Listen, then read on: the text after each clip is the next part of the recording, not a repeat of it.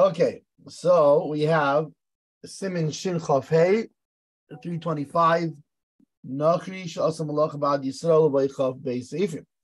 A non-Jew did work on behalf of a Jew, as we know that from the Torah, a Jew is not allowed to do certain labors on Shabbos. From the sages, we're not allowed to have a non-Jew do things for us. And even in the case of this is one interesting case where there's a rabbinical on a rabbinical, because you would think that only on a biblical commandment you wouldn't. Then there's a rabbinical enactment on that you can't have a non-Jew do it for you as well. But it applies, generally speaking, even to rabbinical commandments of Shabbos, that you also cannot have a non-Jew do it for you. And although there are certain leniencies involved when it comes to to rabbinical prohibitions versus biblical prohibitions and having a guy do it for you. Anyway, and there are 22 subsections that we call them, the Seifim subsections, yeah? Paragraphs, sometimes they call it. Aleph, 1. Muter lezamin nachi lebeisi lechel ime b'Shabbos. One is permitted to invite a non-Jew to come to eat in his house on Shabbos. Even though it's forbidden on a festival, because we are worried that one will cook extra food for him. Like will be explained in 5:12. Did I get it right this time? Explained over there, the license the Torah grants to cook food or perform other forbidden labors on a Yom Tiv applies only for a Yid and not for a non-Jew. So the Chacham felt the need for a safeguard. Right. But on Shabbos you don't have that problem. Why? Because you're not allowed to cook on Shabbos at all. Is that the reason? So you're not scared they're going to break Shabbos to do something for the non-Jew. Right. So whereas on Yom Tiv, since you're allowed to cook already for yourself, we're afraid you're gonna cook extra and you're not do it. And you can even put food in front of not just that he's eating with you, but just he's coming and you're feeding him. And even though you don't have an obligation to feed him, still. So what's the nafkamina of that? Even though you're not allowed to feed him, still, since because of the ways of peace, we are allowed to. We do provide for all poor people, including non-Jewish ones. So it is as if you are obligated to provide for him. So we're saying, so the mutter afilu litain mezainis lifnei nachri b'vadei. So it says taka, you're not obligated to feed him. So we're talking about that this is hula, because in contrast, as we said in the previous Siman, Sif Zayin, that you're not allowed to provide food for an animal that you're not responsible for feeding. You're allowed to feed your animals on Shabbos, and you should even still before breakfast, before Mezainis Faran Davening, you should feed them. But if it's not your responsibility, it's not your dog, it's not your pet, etc., then you're not allowed to. So if you're obligated to feed somebody, so fine, I see why you're allowed to. But in this case, basically, Shabbos. So we're saying still now on Shabbos. So I'm not obligated to feed the guy. But so then why should I be allowed to serve him? Why should I be allowed to serve him food? Even when he's a guy alone. This obligation that we have to feed them is considered an obligation. That's enough. Also in this respect, it's considered an obligation. Okay, very good. Base and you are allowed to put food for him in the courtyard, even though we know that he's going to take it outside. Which, by the way, the note says, and we'll see soon how there's bedafka food and not other things. Other things are different, as we'll see in the next sif. Okay, so specifically food, because later in the sif. So meaning he's saying in general, you're not allowed to give him stuff in the courtyard because he's going to take it outside. And now we know that you're not allowed to cause somebody to do a non-Jew to do a forbidden act. And the whole context of the Siman is that a guy doing stuff.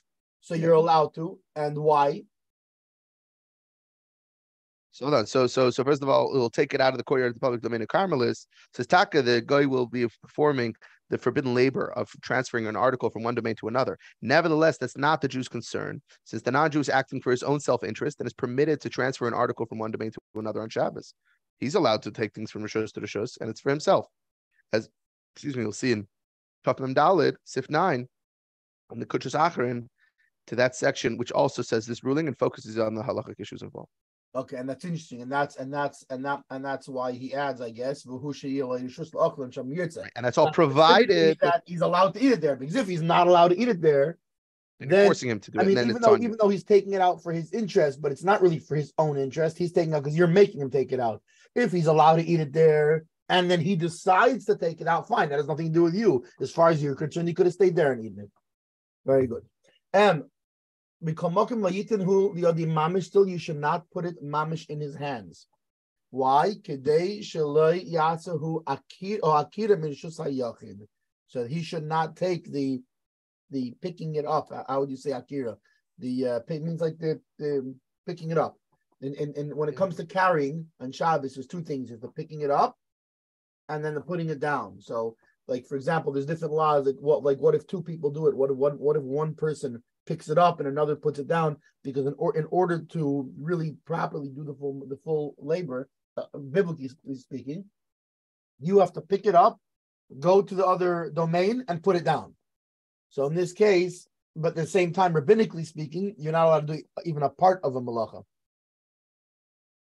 I was thinking uprooting, upheaval, but there's Google Translate has it's like displacement or uprooting. It's like locker is to uproot, but it means to uproot, exactly. So it means picking it up. You're doing the picking up part. Displacement is what Google Translate says, which I think goes on Badafka Rishus. Displacement. You're moving it from one place to another. Yeah. So the akira, I think that's you. But anyway, so yeah. So Elosh Hanochri Yitfel Miyadei. So you don't, but now here's the thing also, is if I'm holding something and you pick it up, I didn't do anything. You did the picking up. If I put it in your hand, I did the putting down. I'm the one who did it now. So therefore he should not put it into the hand of the non-Jew. Right? But rather the guy should take it from his hand. That then it is the non-Jew who is doing the actual act of picking it up. And needless to say,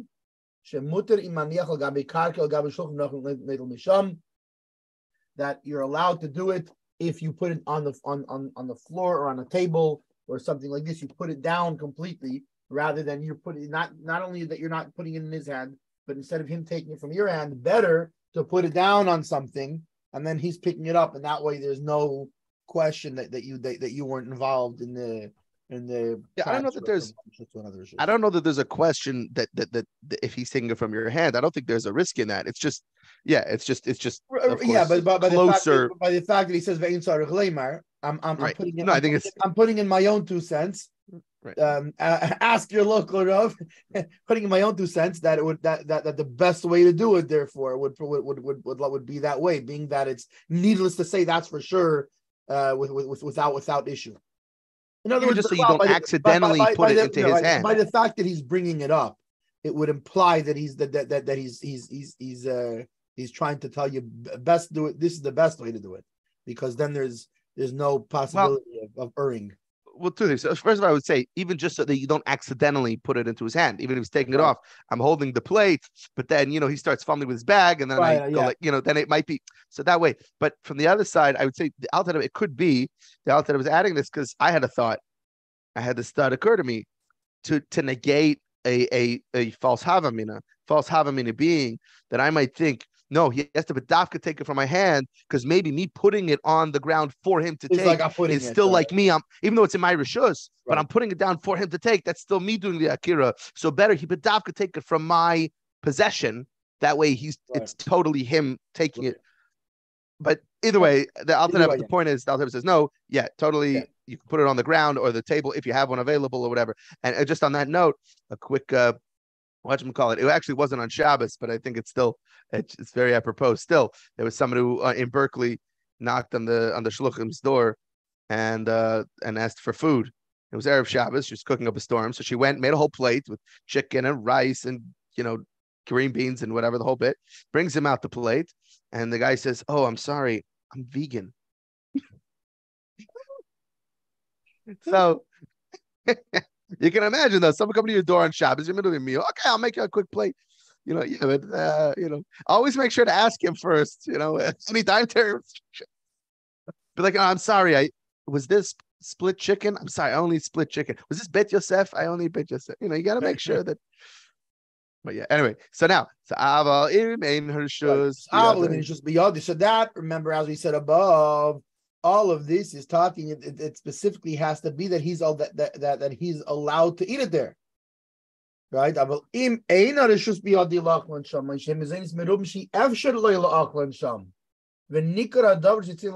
either he doesn't have permission to eat it there. Alternatively, let's say you say, here, you can eat it here. But it's a large amount that clearly he's not going to be able to eat there, and so it's an obvious thing that he's going to have to take it outside, right? So to him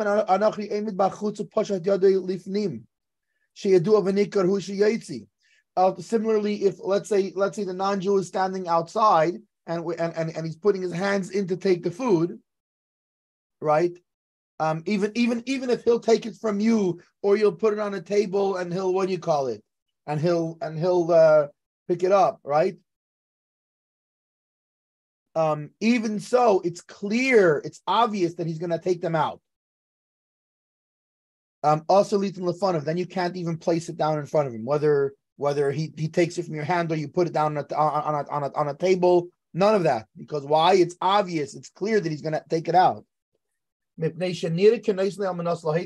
it appears as if he is giving it to him with the condition to take it out, meaning with the understanding that he's gonna take it out.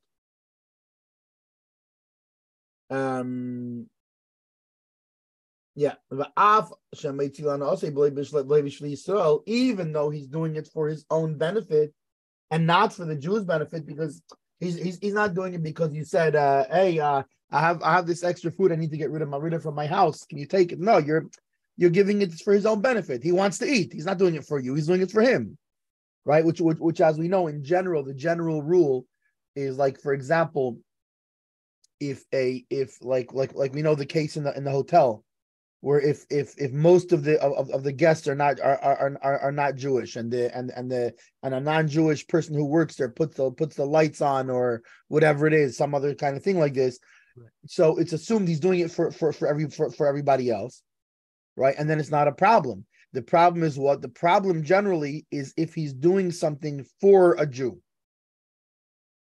even not for a different Jew, but if he's doing it for a Jew, in this case, it's clear that he's not doing. When he's taking the food, he's eating it. He's not doing it for a Jew. He's doing it for himself. Still,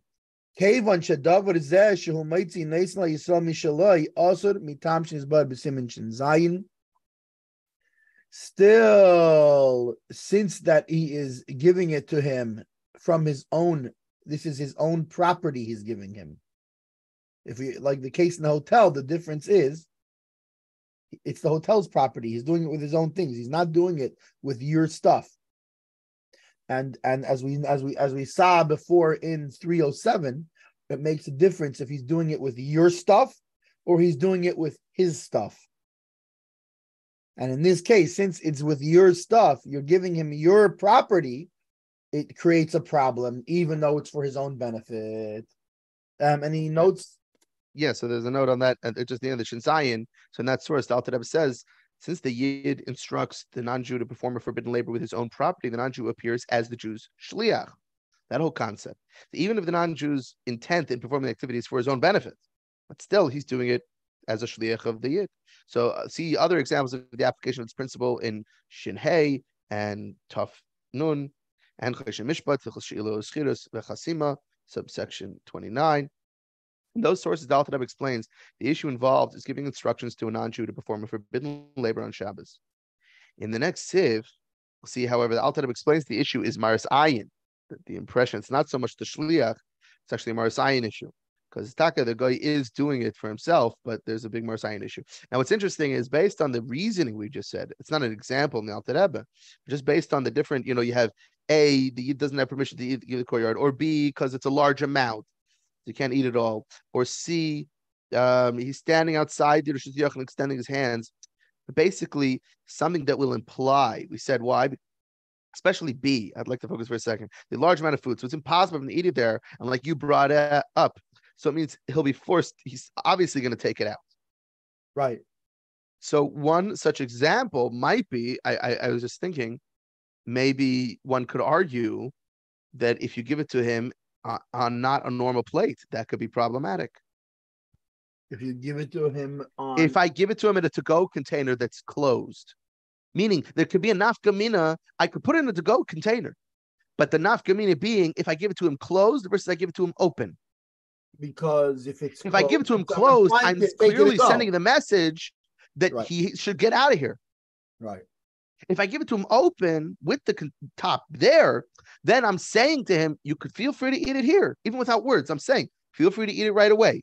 Or you could do whatever you want. Or you can take it, close it, and walk away. But then it's on your choice. Meaning, when we give food, we should make sure to do and such. Don't give it in a Ziploc bag. Don't give it in a baggie. Right. I mean, I think I'm imagining too. It also depends on word, and this is the interesting thing in Shabbos, where wording can make a difference, right? Where because let's say you give it to him in a closed clamshell, right? But then you tell him, look, here, there's a chair and a table here. Feel free to sit and eat. Then you're good. Then you just saved yourself. But if Chatz v'Shalom, you don't say anything, it could be problematic. Yeah. So so make sure to say and it. That's one of the interesting cases where on Shabbos, because you have this a lot on Shabbos, different things, where words, words in and this is a general rule in Judaism. We see declaring intent. Not just the people declaring saying, intent it's is huge. Actions and which it is. It's actions are very important, but it's about speech. Speech is so important. For an example being there are many who have the custom from the time of Plag HaMincha, which is the earliest time that you could accept Shabbos, until you're ready to accept to take Shabbos on, until the Zman or whatever. That you don't say good Shabbos to people. See, Guten. Yeah. Why? Because I always heard it was after you daven. I didn't realize it's from the Zman. It's even from the Zman really, because from Plag HaMincha you can technically accept Shabbos. If you were to then say what do you call it? Say the new Kiddush Shabbos for you. So say. Well, you know what I'm thinking of? I'm not thinking of Erev Shabbos. I'm thinking of Shabbos afternoon. There's a concept, Kabbalistic concept, after davening mincha, not to say good Shabbos, because you're on a higher level of just plain good Shabbos. It's now Rivin Derivin. Yeah.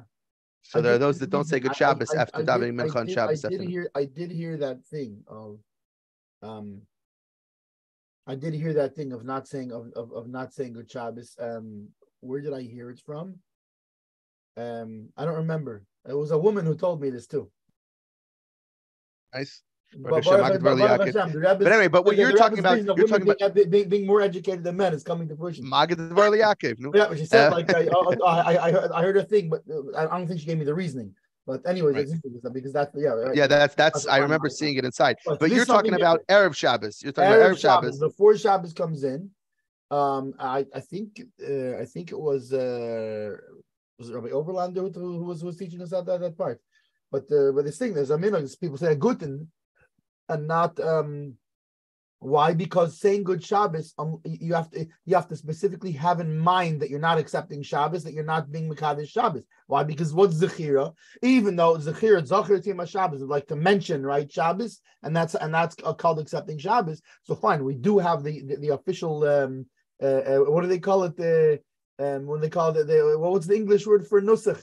I forget. There's a fancy word for that. Even though there's a technical what do you call it? Liturgy? Yeah. Is a Liturgy. liturgical liturgical Nice. exactly what's mezagin, right? But the chlal, there's the Indian of schira, so you can technically do it without saying those words. Why? Because anyway. So we see words make a difference. Actually, going a step further, we see in Yiddishkeit, we see that thoughts make a difference. As a matter of fact, one of the most important things in the Torah is Shema Yisrael, right? Which means, like Chassidus explains, contemplate, O Israel, on Hashem's oneness, and then the ahavta, and you should, which is you're not even, and then you shall love. But we're not even talking about speaking. We're talking about this is thinking. So, but on Shabbos specifically, there's many things that hinge on how you put something. How do you tell a non-Jew to in the cases where you're allowed to hint to, where it's better to hint to a non-Jew? What's called a hint? What's called a command? So, speaking is very important in Judaism. You got to be very careful with our words. Right. And Stam, while you were explaining that, I quickly looked up the Shabbos afternoon mincha. So I don't know where I saw the Raven thing because it's not what I was able to find right now. What I was able to find actually is a different reason. And Rabbi Goldstein, Yaakov Goldstein, Israel has it on his website. And he actually quotes that Rabbi Groner says that the Rebbe actually followed this minhag, did not say Good Shabbos between Mincha and Ma'ariv Shabbos day. And the reason being because Moshe Rabbeinu, Yosef Atzadik, and David HaMelech all passed away during Mincha of Shabbos. So actually, in mourning of their passing, we don't say Shalom to each other. Which is a very interesting concept, being that on Shabbos there's no Avelus.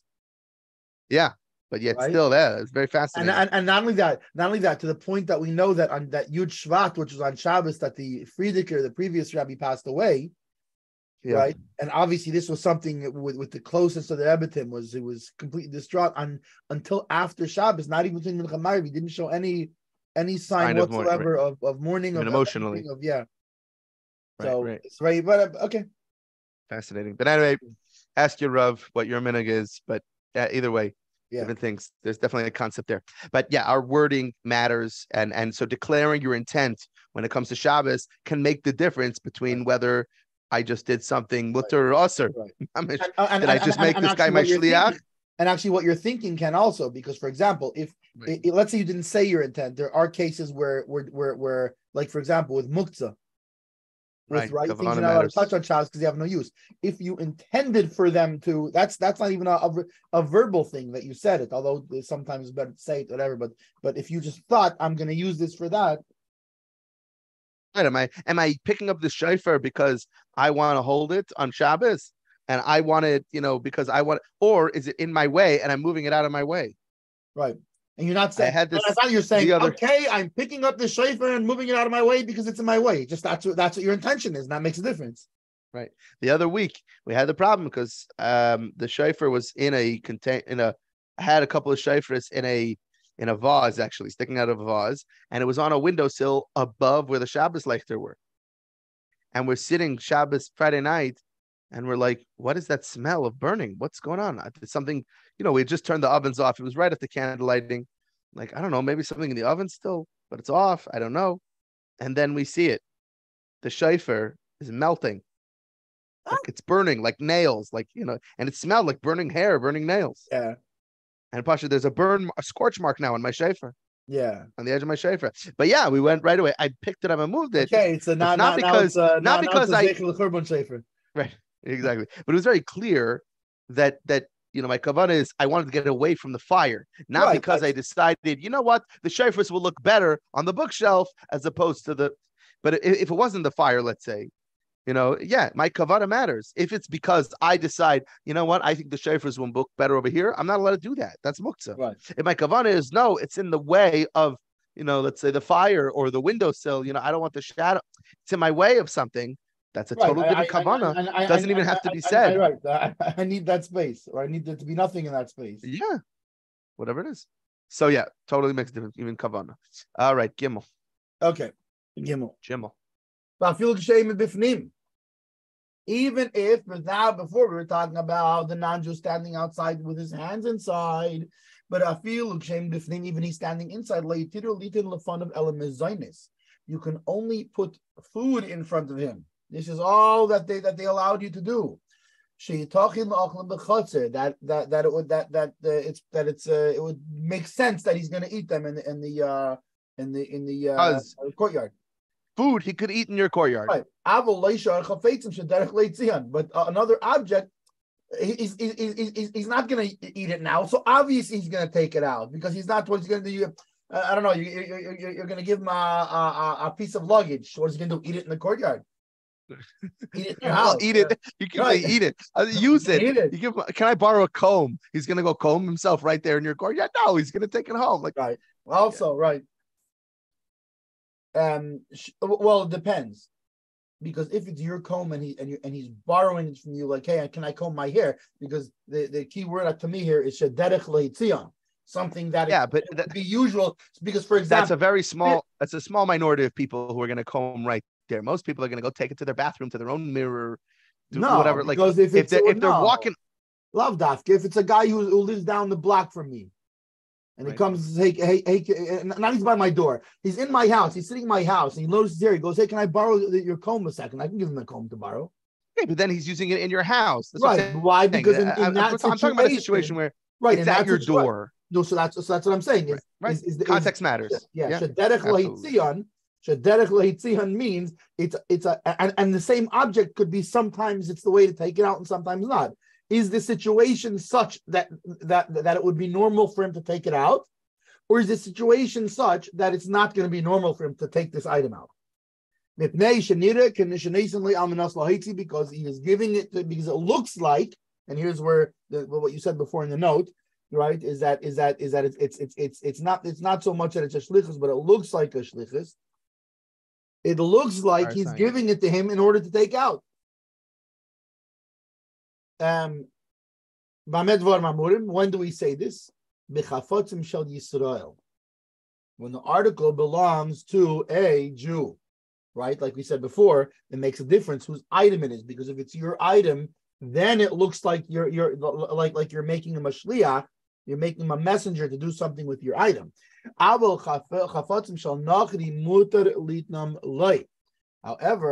articles belonging to a non-Jew you can give to the non-Jew. Because in that case, not that it doesn't look like he's giving it, but even if it does look like he's giving it in order to take out, there's no problem there. There would be no problem giving it to him, even if you know he's going to take it out. Because it's obvious he's not taking it out for the Jew, but rather for himself. Because the object does not belong to the Jew. So therefore, even let's say it looks like you're giving it to him, and it's the kind of thing that he's probably going to take out, and it's obvious he's going to take it out, etc., etc. It doesn't make a difference. All those problems is the whole problem is, and this is where the reasoning is so important, is that it looks like shlichus, right? However, if even there is no problem of shlichus at all in the first place, then there's no, you can't have a mar, then you don't have a maris ayin on it. It's like a double jump. First of all, it's what's okay, and it's gonna look like no, it's not gonna look like, because you're giving him his item. So even let's say you did give it to him and you knew he was gonna take it out, even that it wouldn't be a problem, and therefore there's no maris ayin on it.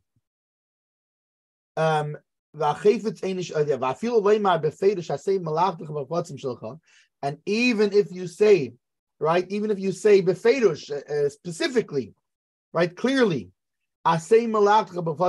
do your tasks with your items. Mutter, it's allowed. Like it's explained there. I'm guessing the note will leads us to where to go.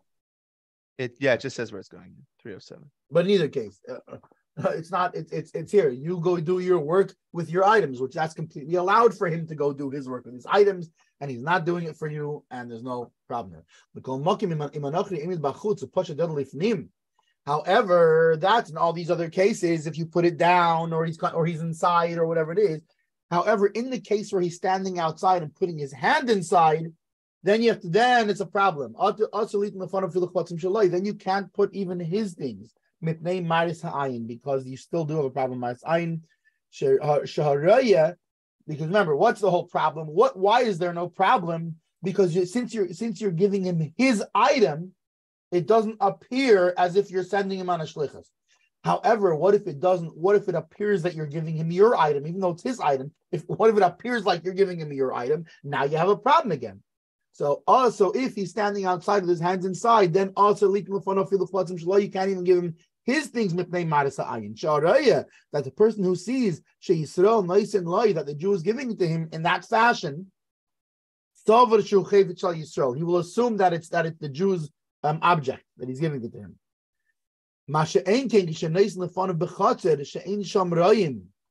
However, if you're putting it in the courtyard where there's not where there's no observers, and the observer who sees him just sees him coming out of your property with an item in his hand, so then he's going to assume, the assumption will be he's taking his own item out of the Jew's house. Whereas if he sees you giving it to him, or he's putting his hand in and he sees you taking it from you, then it more looks like you're giving him your item. Omikol Makim still. Just before the Omikol Makim, there's a note that added also the fact that apparently the footnote bringing in Shin Zayin, that again brings the shliach element. That not only is the Maya sign that it might be mine, but also me giving the item to the Nachri really looks like I'm making him my shliach. Versus the Nachri taking the stuff. That's, there's a balabatishkeit. It's very interesting how human behavior tells a story.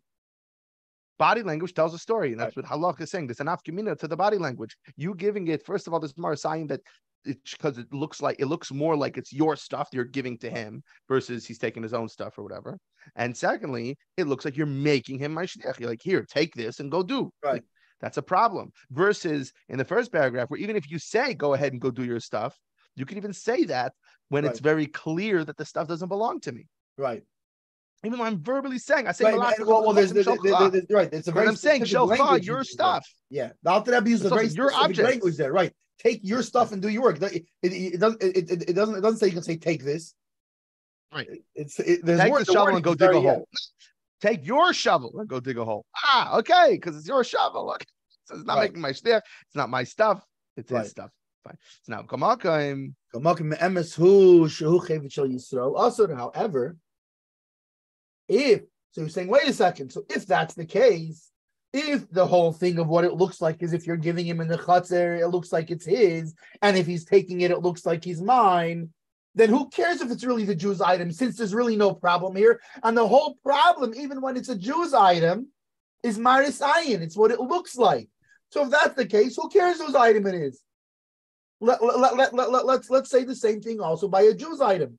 That if he puts his hand in, you can't give it. If he comes in, you give it to him because it looks like it's his item, even if it is your item. No, I think here it was saying not even if you give it to him, but if you don't even leave your house. The guy just goes into your yard. He takes the shovel and he leaves. He's taking it himself. What? In which case? Before the Masha Ein came. So it's not that he gives it to him; he puts it in the chutzner. Right, but and then meaning the Nachman right. takes it by himself. We're saying that right. We're going back to in the courtyard. So in other words, meaning there's not even an exchange to be seen. So that's what he's right. So that's what he's answering here. What he's answering here is the question of this: if remember the whole thing in the first place is only a problem of Marisain of what it looks like. Right. If that's the case, why differentiate any time between whose item it is?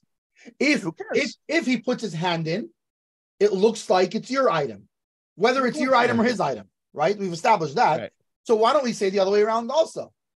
That if it's in the chutzner, whether it's your item or his item, it's fine. Why are we being stringent and saying no? Even in the chutzner, only if it's his item he can take it, but if it's your item he can. Why? So now he's going to answer why. If it's your thing, you're not allowed to give it to him, even in the courtyard, even in the house. Why? Because because with his item, the truth, like they say, the truth always comes out, and then the truth will come out, and they'll find out for a little bit later in the week, a guy comes to his house and says, Ivan brought his shovel here again.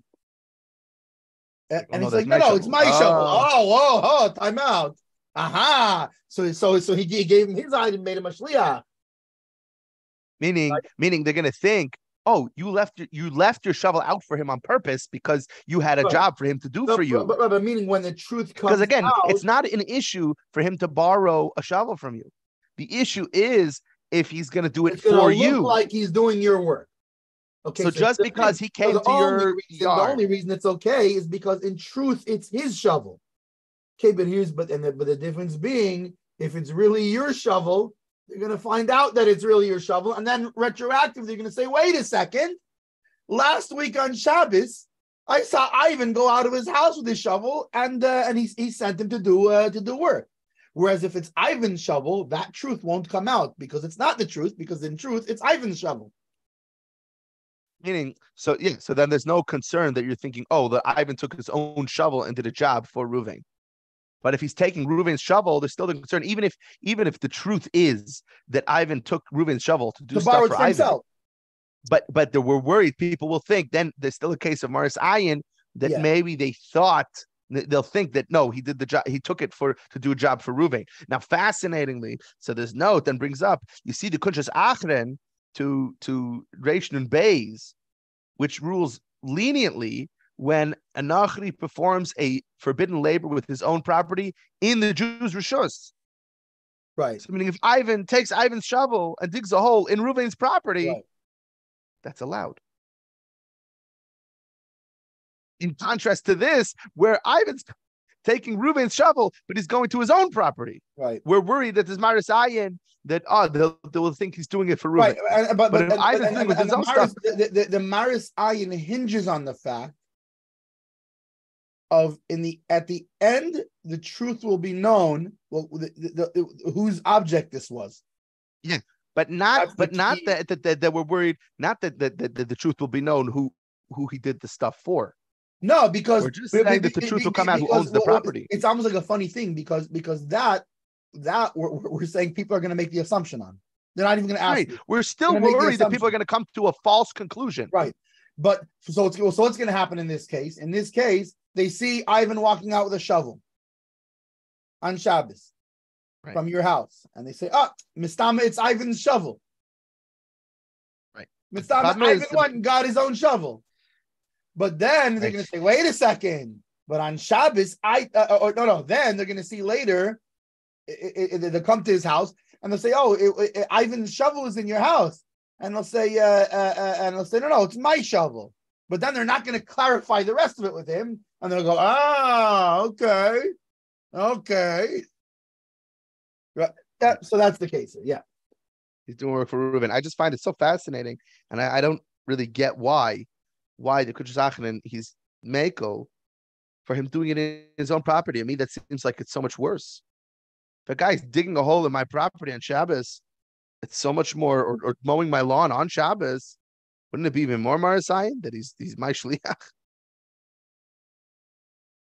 Right. I don't get it.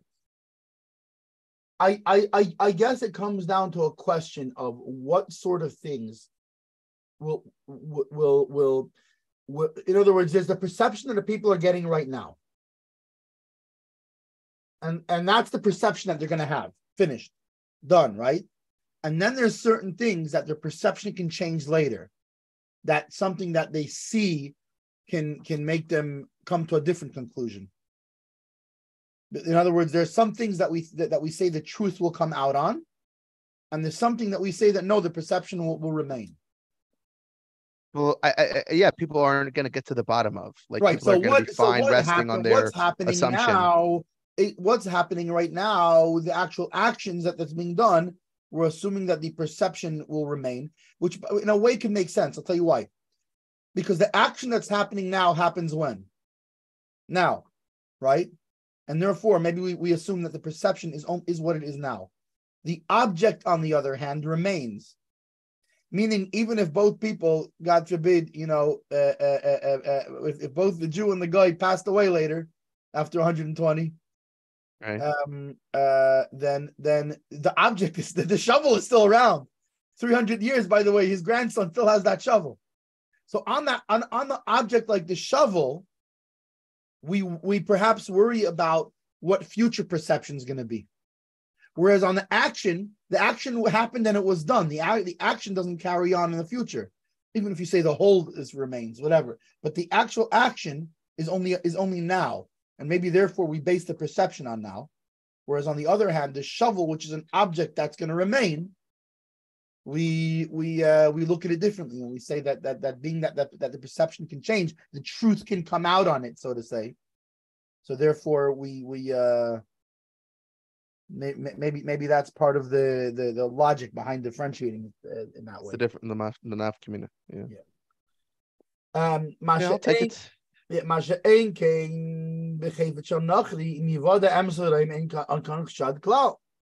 On the other hand, if it's the item of the non-Jew and the truth comes out, okay, we're not worried the truth's going to come out because there's no problem with the truth. The only the problem is when the truth brings up an issue. If the truth is going to come out that it's his item, so what's the problem?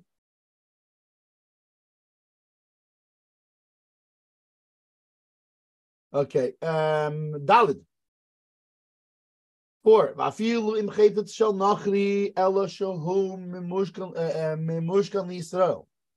Even if the article belongs to a non-Jew, however, it was given as collateral to the Jew, right? Like to secure a loan or something like this.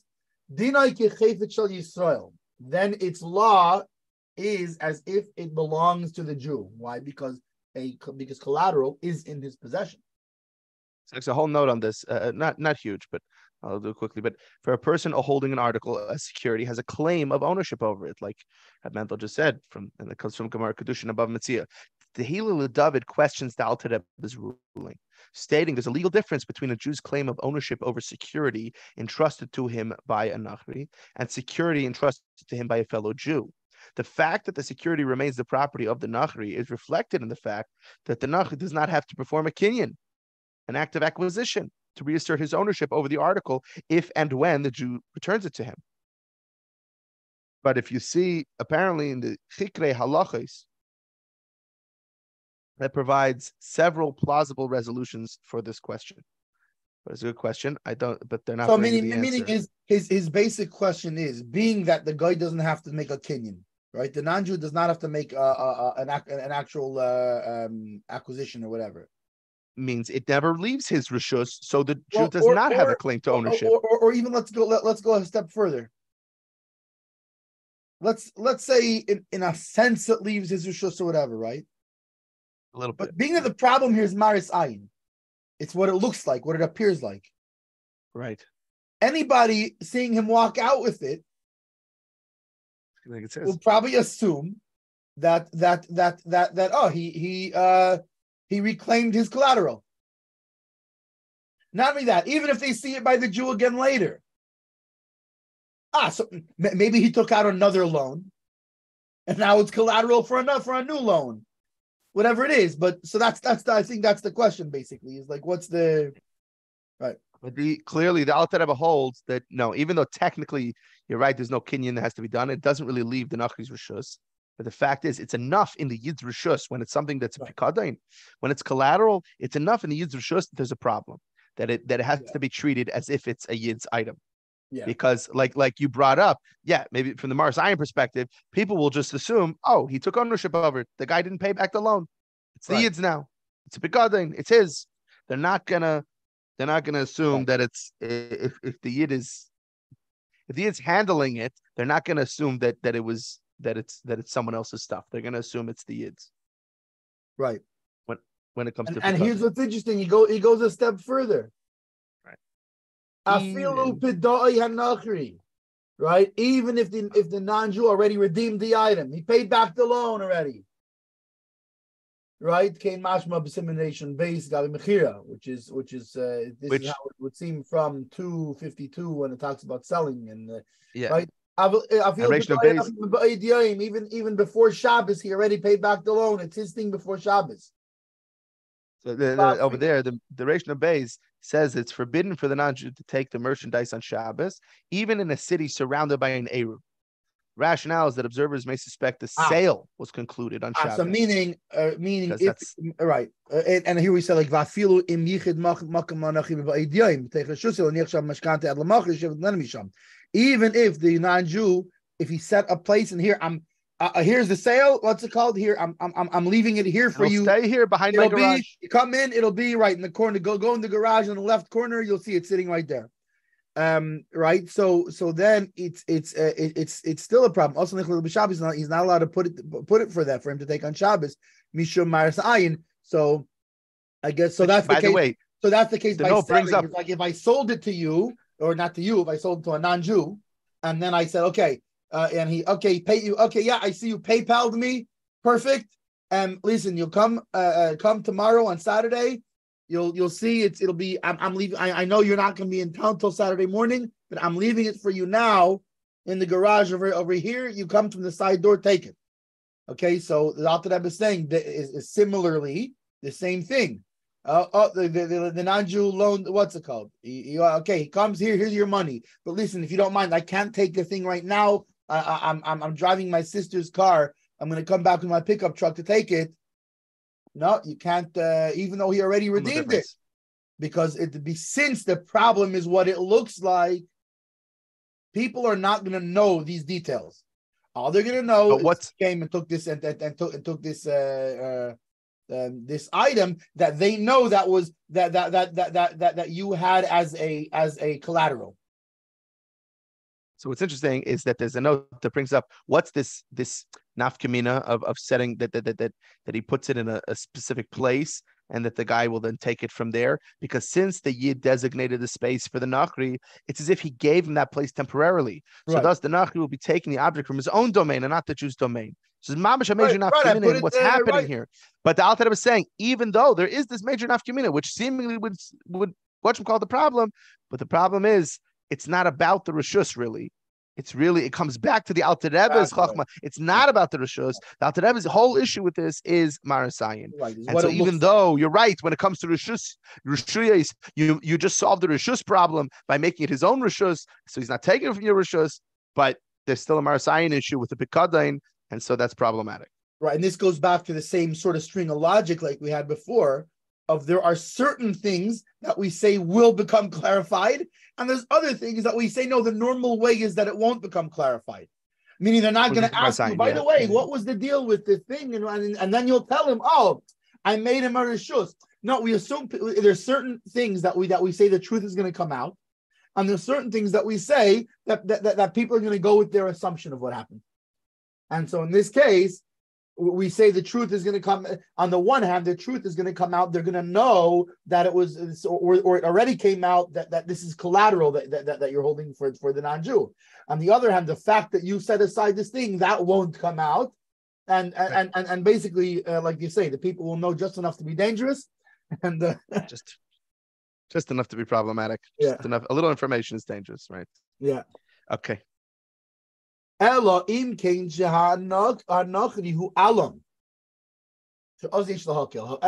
the non-Jew was a strong man, a man of force is how they translate it. Right, meaning he's like a paritz, or back in Poland, the landowners, and he took a loan from the Jew. What's it called? But or let's say not, or he's a guy who's a gangster or whatever. He's an intimidating fella. Yeah, right. I mean, just it's known that he's a guy. Right. You're gonna have problems. You don't say no to Charlie because he's gonna.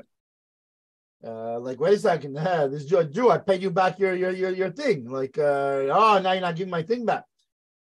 And in that case, not only can you be lenient, even if he did not designate a space for him, even if, let's say, he did not designate a space, let's say he didn't even know the guy is going to come. So meaning there is a problem with Rishus. Yeah, the guy, what's it called? He's this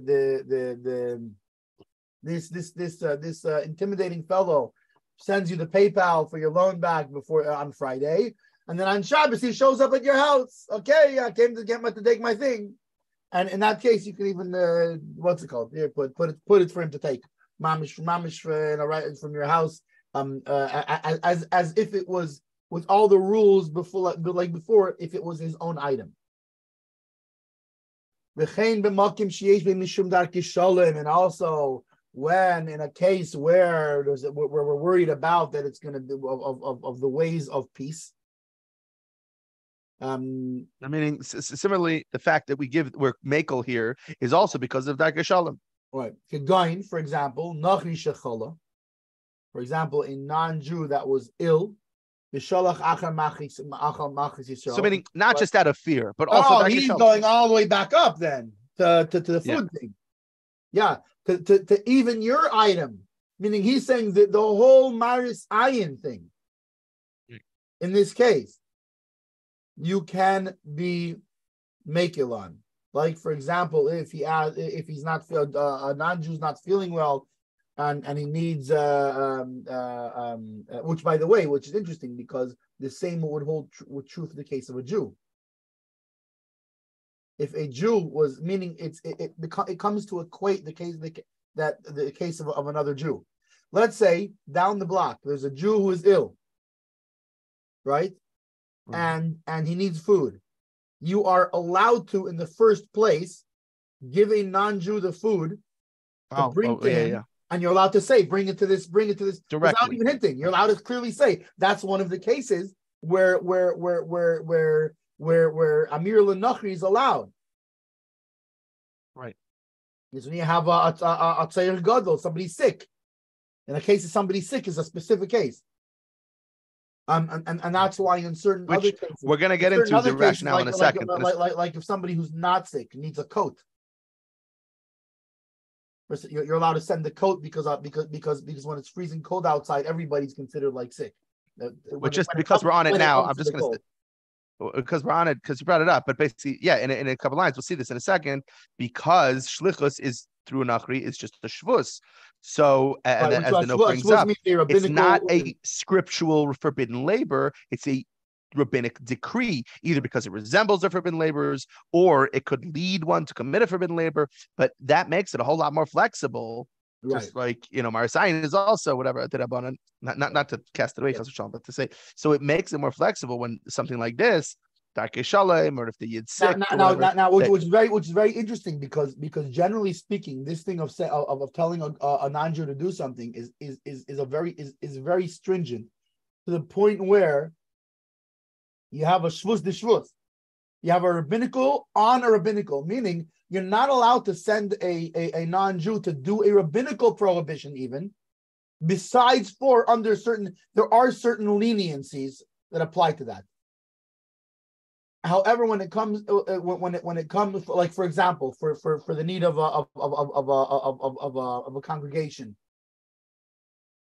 right? For a congregation to do a mitzvah, we can be lenient in the case that it's a rabbinical prohibition.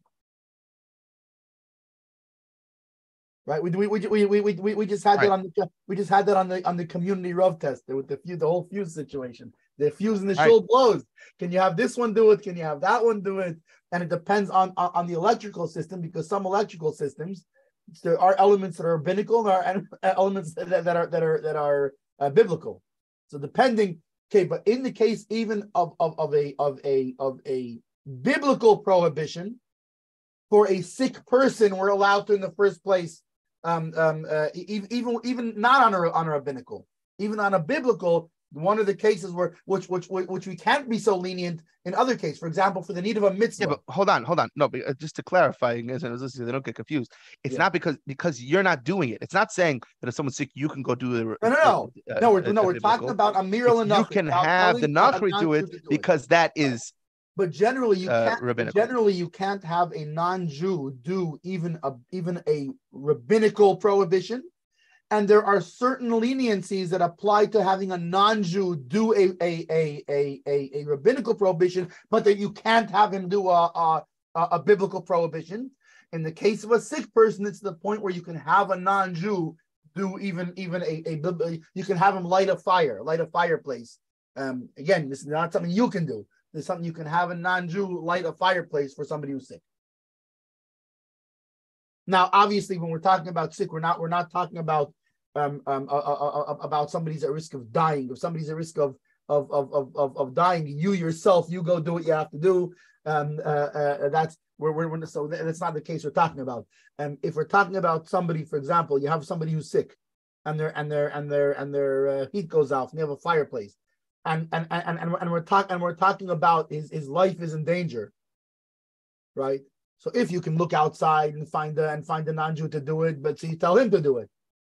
But if you can't, and mamish, not only that, or alternatively, if the guy is so sick and he can die and there's no time for even this, that it's going to make a difference the time that you take to look for somebody to light it. No, then you just light it. Why? Because we're talking about a life is at stake here. It's a whole different story. There's different levels of sick. We're not talking about that level of sick. We're talking about the person who's sick, that from his being cold, it's not like an immediate but he's gonna get sick, and it could eventually lead, to bad things. So in that case, you're even allowed to do it yourself.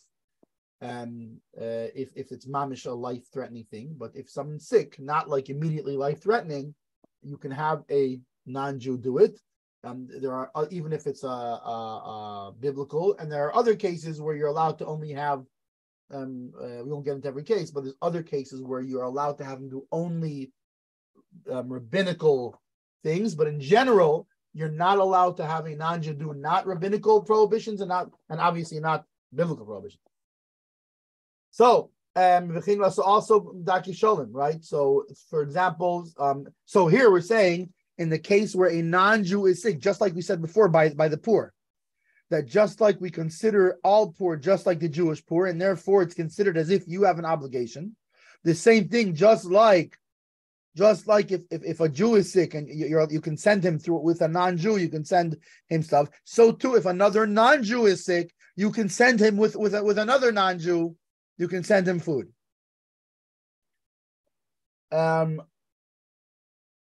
Meaning either he's coming and he's sick and he's coming to your, I need, what's it called? I'm hungry, I'm sick, what do you call it? I need food. Or to send him through another, with a shliach, through a different angel. Yeah. But who had in let's say a mitzvah? So too for the need of a mitzvah. For example, to bring out chametz, leavened items, which are prohibited on the Passover holiday. So to bring that out from your house, right? Like let's say, for example, it's Shabbos Pesach. Shabbos Pesach, yeah. You find a bagel. Does Pesach ever come out on Motzi Shabbos? I think so. Yeah. Now, how many? Shabbos, you don't remember Shabbos? Right. You don't remember Shabbos day Erev Pesach having to daven early and having the kids early, and then flushing challah down the toilet, and the toilet getting stuck, and having to quickly go down. So, anyways, let's say Friday you got rid of your chametz, right? We only keep enough for the Suda. And then all of a sudden, Shabbos morning, it's coming the time you have to give the chametz, and I have chametz here, and I don't have a way to destroy it, whatever. Remember, back then I would say didn't flush. I would say I have a maybe even better example, as it's happened many times to many families who, because Pesach is the beginning of spring, so weather starts to change. And for those that have central air conditioning and things are just set by a thermostat, so the air conditioning hasn't gone on. So it could be Shabbos, Pesach, that your air conditioning goes on for the first time in months. And all of a sudden the crumbs come flying out. And a whole bunch of Cheerios come flying out because your little child put them down the vent. I've heard of this story happening multiple times. Watch it Pesach, and it turns on and plummets. Right, all of a sudden, right in the middle of Pesach, all of a sudden a nice sunny day. Plummets flying around your house, literally flying around your house, flying plummets. So check your vents when you're cleaning for Pesach.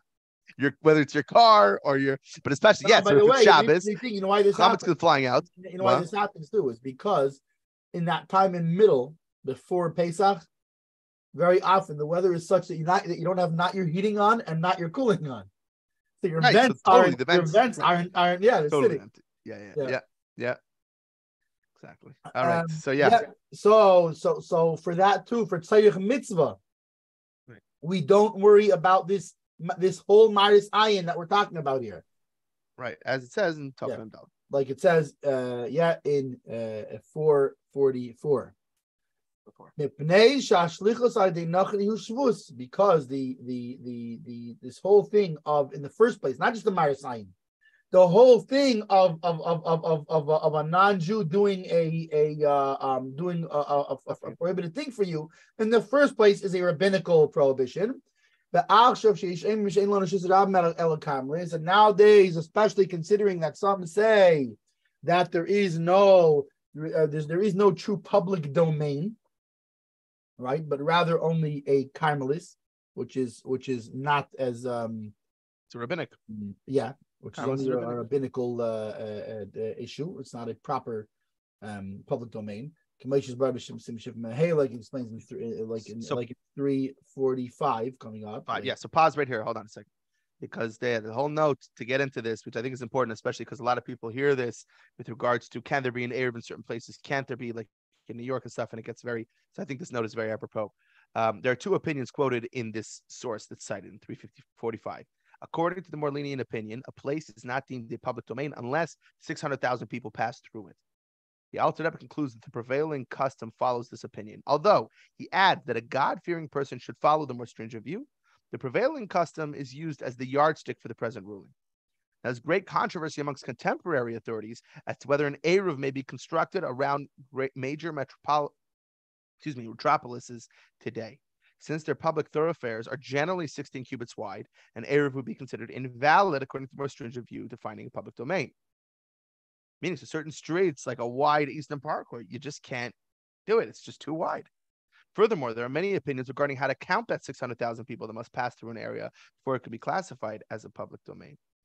Furthermore, many other factors, in addition to the number of people, are taken into consideration when determining whether a domain is public or private. Thus, large cities could be deemed public domains according to scriptural law, even according to the more lenient view. And it's a fascinating thing that today's day and age, the cities we have, for the most part, did not exist. In history, there were some cities that had tons, and it's fascinating. Incan cities in Mexico that had, 1 million people, and that was such a unique thing. Now we have city after city, so many people living in small, tight spaces. There could be a lot more deraisa reshus harabims, not just the God-fearing person, being more machmir, but even according to the linear view, deraisa reshus harabim. So, right, but also there's a difference between let's just accept the opinion that it's only a Carmelis, and we'll make an Erev and carry on Shabbos. Hang on a second. Versus, why? Because it could be only rabbinic, whatever it is. No, but what I'm saying here is that versus in this case where there is a need for a sick person, or we're talking about you're going to have chametz in your house, which is a clear biblical prohibition. Right, so this note is very, very. It's a very important note. Because the Alter Rebbe right now is saying that it's really only shvus, so it's totally a tzarech mitzvah, it's mutter. But what I'm saying is, right, it's not a blanket. It's not a blanket thing we can now go and apply to everything. In most cities nowadays, that's not the case. It would just be a shvus. It would not be a shvus to shvus. Right. So don't try to be pointing to this Alter Rebbe and say, it's just a shvus to shvus. The Alter Rebbe said there's no real reshus harabims today, which I've heard that countless times. People saying there's no real reshus harabims today, and I'm like, that was 250 years ago. That's A. Not today, man. That's A, and B. In this particular case, v'hitiru l'tzayich mitzvah.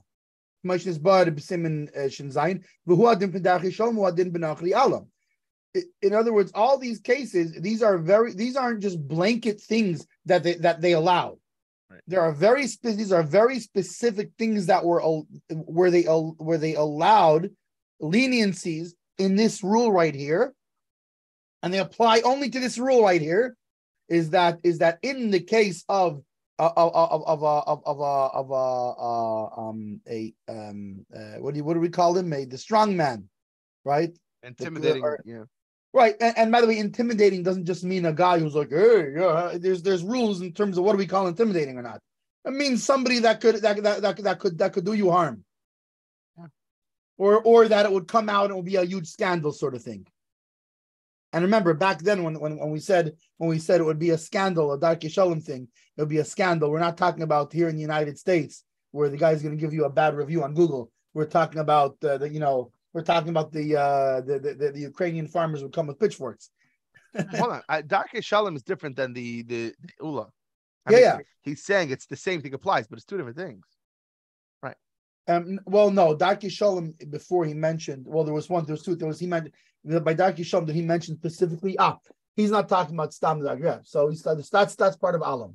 Darkei Shalom is, for example, a non-Jew who's sick. We're all would be because we have the same responsibility for him. Technically, it comes down to we have the same responsibility for him, like we have for a Jewish sick person, just like we have responsibility for the non-Jewish poor, just like we have for the Jewish poor, right? So in that specific case, as well as, like, for example, for chametz, for the need of a mitzvah, for the need of a biblical mitzvah, that in these specific cases we're lenient regarding this specific thing. So, like you said before, it's not a blanket thing that can be used, even though that's part of the reasoning behind it. The fact is that the leniency granted is those specific things in this specific case.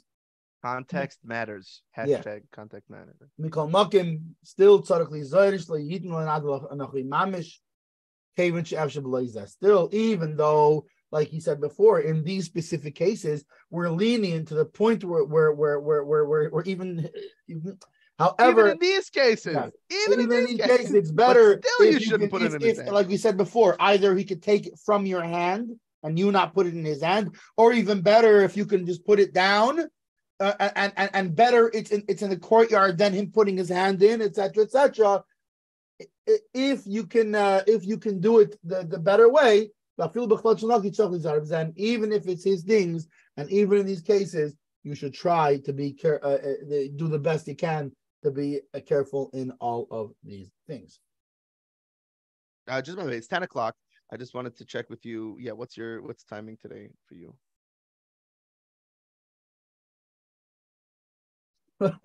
well, I mean, when they don't come on for a while, I'm still good for a while. Oh, you're saying go till Chaim has to use it. Okay, sounds good. I mean, yeah, unless you have to jump out earlier. I got a lot of work today, but not anything that's timed that has to be. Well, like Overland said, you have to steal the time for title. Exactly. So right now, major theft going on. It's like a highway robbery. Yeah, it's not even a Ganav, it's a Goslin, just straight up. Yeah, I'm not wearing a mask. Like, yeah.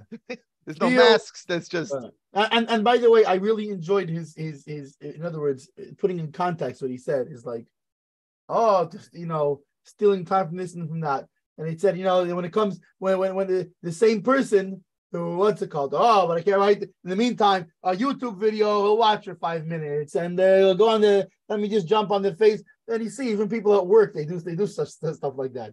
I need my mental health break. At work, really, it's actually stealing time to do that at work. No, but I need at work. I need my mental health break. Yes, I need my mental health break to learn how to be Shulchan Aruch. Right. So, and by the way, in some, it's the truth is it's not a problem if that's the understanding and that's how the culture is in that work and that's how people do it. Yeah. They do a chunk of work and they stop for a minute. They break for 5 minutes, check their texts, whatever. Everybody, including the boss, does it. Fine. I remember back in the day, there used to be a thing, a lot of people who didn't smoke were very upset because people who smoked got more breaks because people would, because they didn't want people smoking inside. They would give people who smoked more breaks so they could go outside and smoke. Yeah, that's smoke breaks. See, that's why I do this. That's how I got off smoking. Right. How did I get on smoking? I wanted breaks. There you go. Just get more breaks. So I'm saying is now more than smoking, the addiction is my phone. I need my phone break. I got my 5 minute, social media. Right. So Rabbi Oberlander's point was those 5 minutes instead of YouTube video, you could have just learned the next two seifim. Yeah. And by the way, to connect that with a story from I think it was hold on. This could be the YouTube video. Yeah. And just right, use this YouTube video. This is on YouTube. You know what? Watch YouTube. Yeah, but anyway, there's an interesting story from David Leib Morozov. I think it was David Leib. It was either Shalom and David Leib. He was unknown like Lamdin and like had a very wide knowledge and both Hasidus and the revealed parts of Torah Halakha. Gemara everywhere. And somebody asked him once, how do you know so many things? So he said, I learned for 5 minutes. What do you mean you learned for 5 minutes? He said, the 5 minutes you're waiting on the line for the cash register. The 5 minutes you're waiting for the taxi. The 10 minutes you're on the bus. The 5 minutes. What's it called? And then he pulls out. And this pocket he had like a mimer, and then he pulls out from this pocket he had like something like a nigla, something pulled out. He says 5 minutes. Learn for 5 minutes. I will say that something I love about smartphones is that I don't have to carry Svarim and Varmalchsen and stuff in my pockets. Right. I can pull it out and anything. It could be nigla. What I have my list of things that I'm learning currently, whether it's Mishnayos for the Shloshim, whether it's the Masechta for the year, whether it's Chassidus, Chitas, Rambam, and I could pull it up right now. Shulchan Aruch Al Harav on Chabad.org. So much. There is a certain where do I have that? I always have here. You see, there's a certain benefit of this.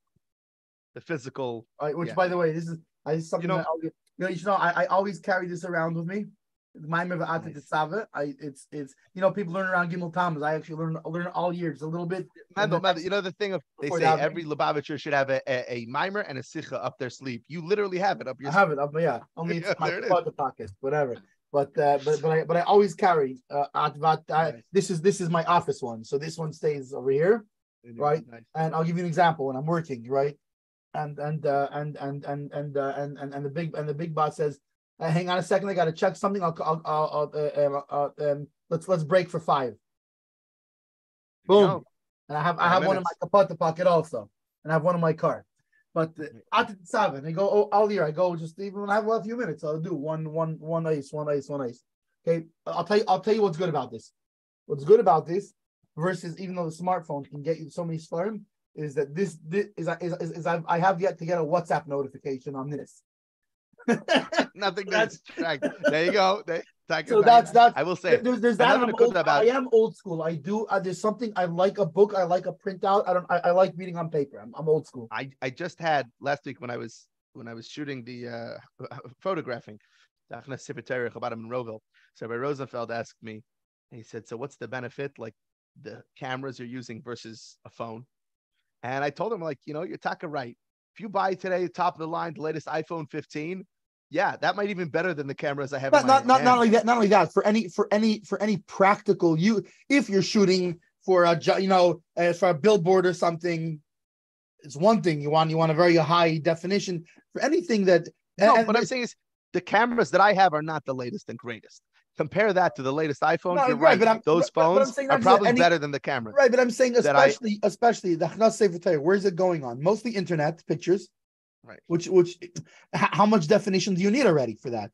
Maybe they'll print out. I'm saying just Bichalal. Yeah. The difference of even if you have something that's they're both the same quality. They have the technology to make the phone the same quality as somebody. But I said, but Lamaisa, the way it's in my hand, it's a different feeling. And as the example, I said, for example, a sefer. Yeah, there's a lot of learning I can do on my phone, but there's something about having the sefer in your hand, the physical paper, that it's not the same. It's just not the same. When I have the camera in my hand and I'm moving the lens, even remember the digital cameras where you're pushing a button to zoom.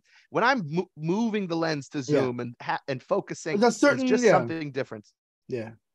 So I think that's the and by the way, I think to a certain degree, and I know more people than just you who do that and they enjoy that. And part of it is it's part of their creative process. Yeah. It's part of people have developed over time a creative. I need a certain paintbrush. For catching a picture a certain way. But my creative process is got the zoom. Oh, boom. Oh, there's the picture. Boom. Right. That's part of the process. With me, part of the process is the physically. Yeah. Hold the paper. That and this. If this is part of the process too, the creative process. The pose. But I'll say again, back to our marshal of. But a thief, you use whatever tools available to you. And I think that's a part of it. Where people are like, no, I'd rather learn out of a sefer, or rather say Tehillim with a Tehillim. Well, I'll give you another example. Let's use the same example.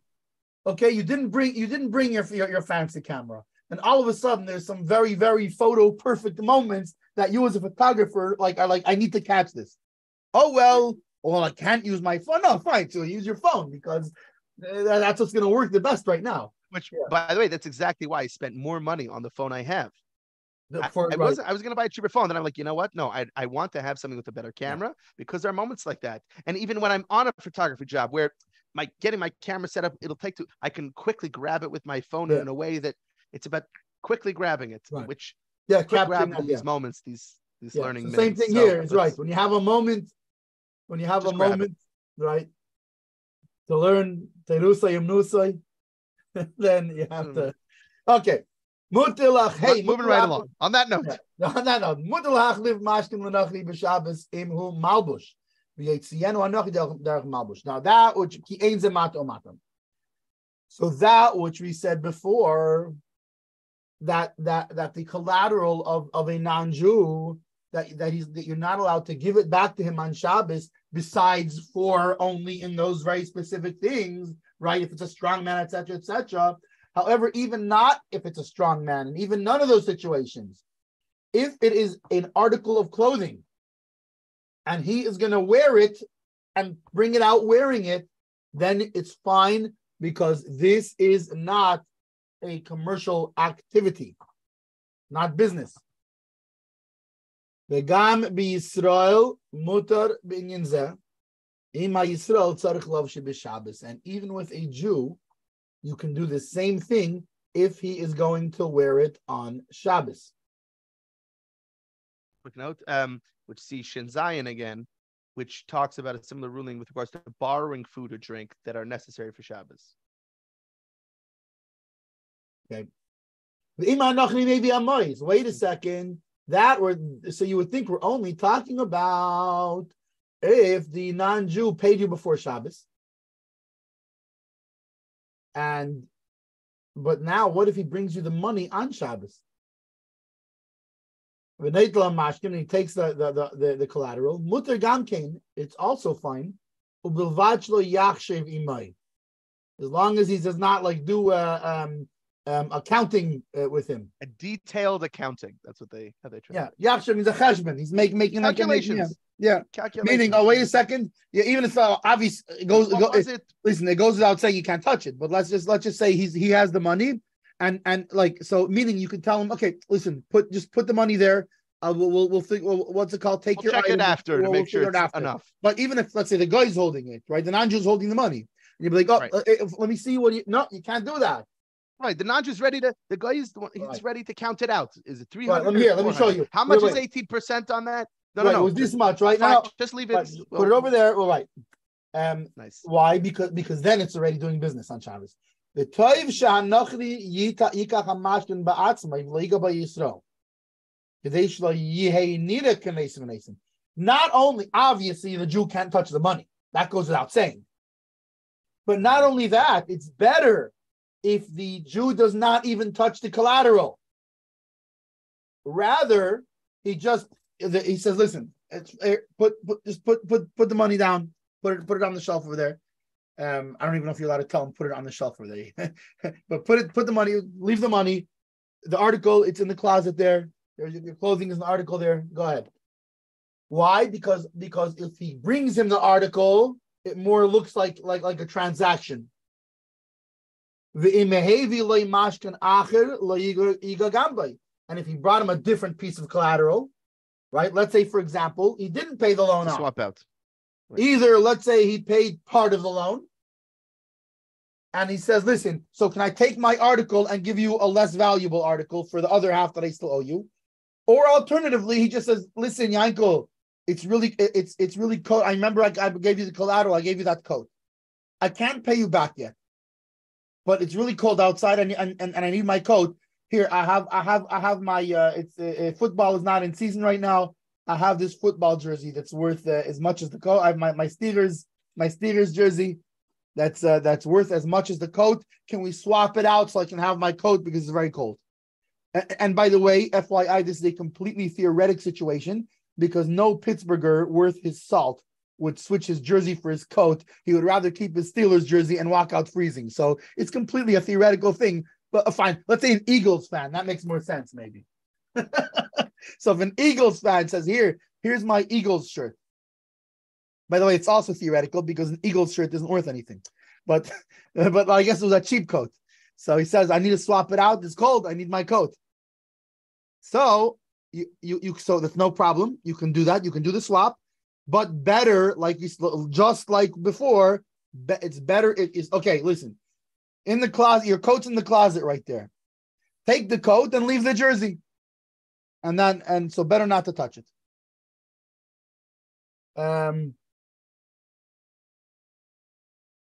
Vav. In the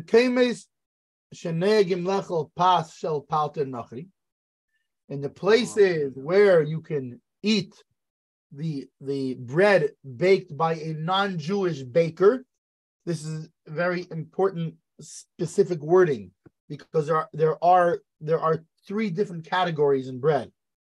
There's pas akum. There's a note. Right, there's pas. Oh, good. Read the note. It'll say it better than I do.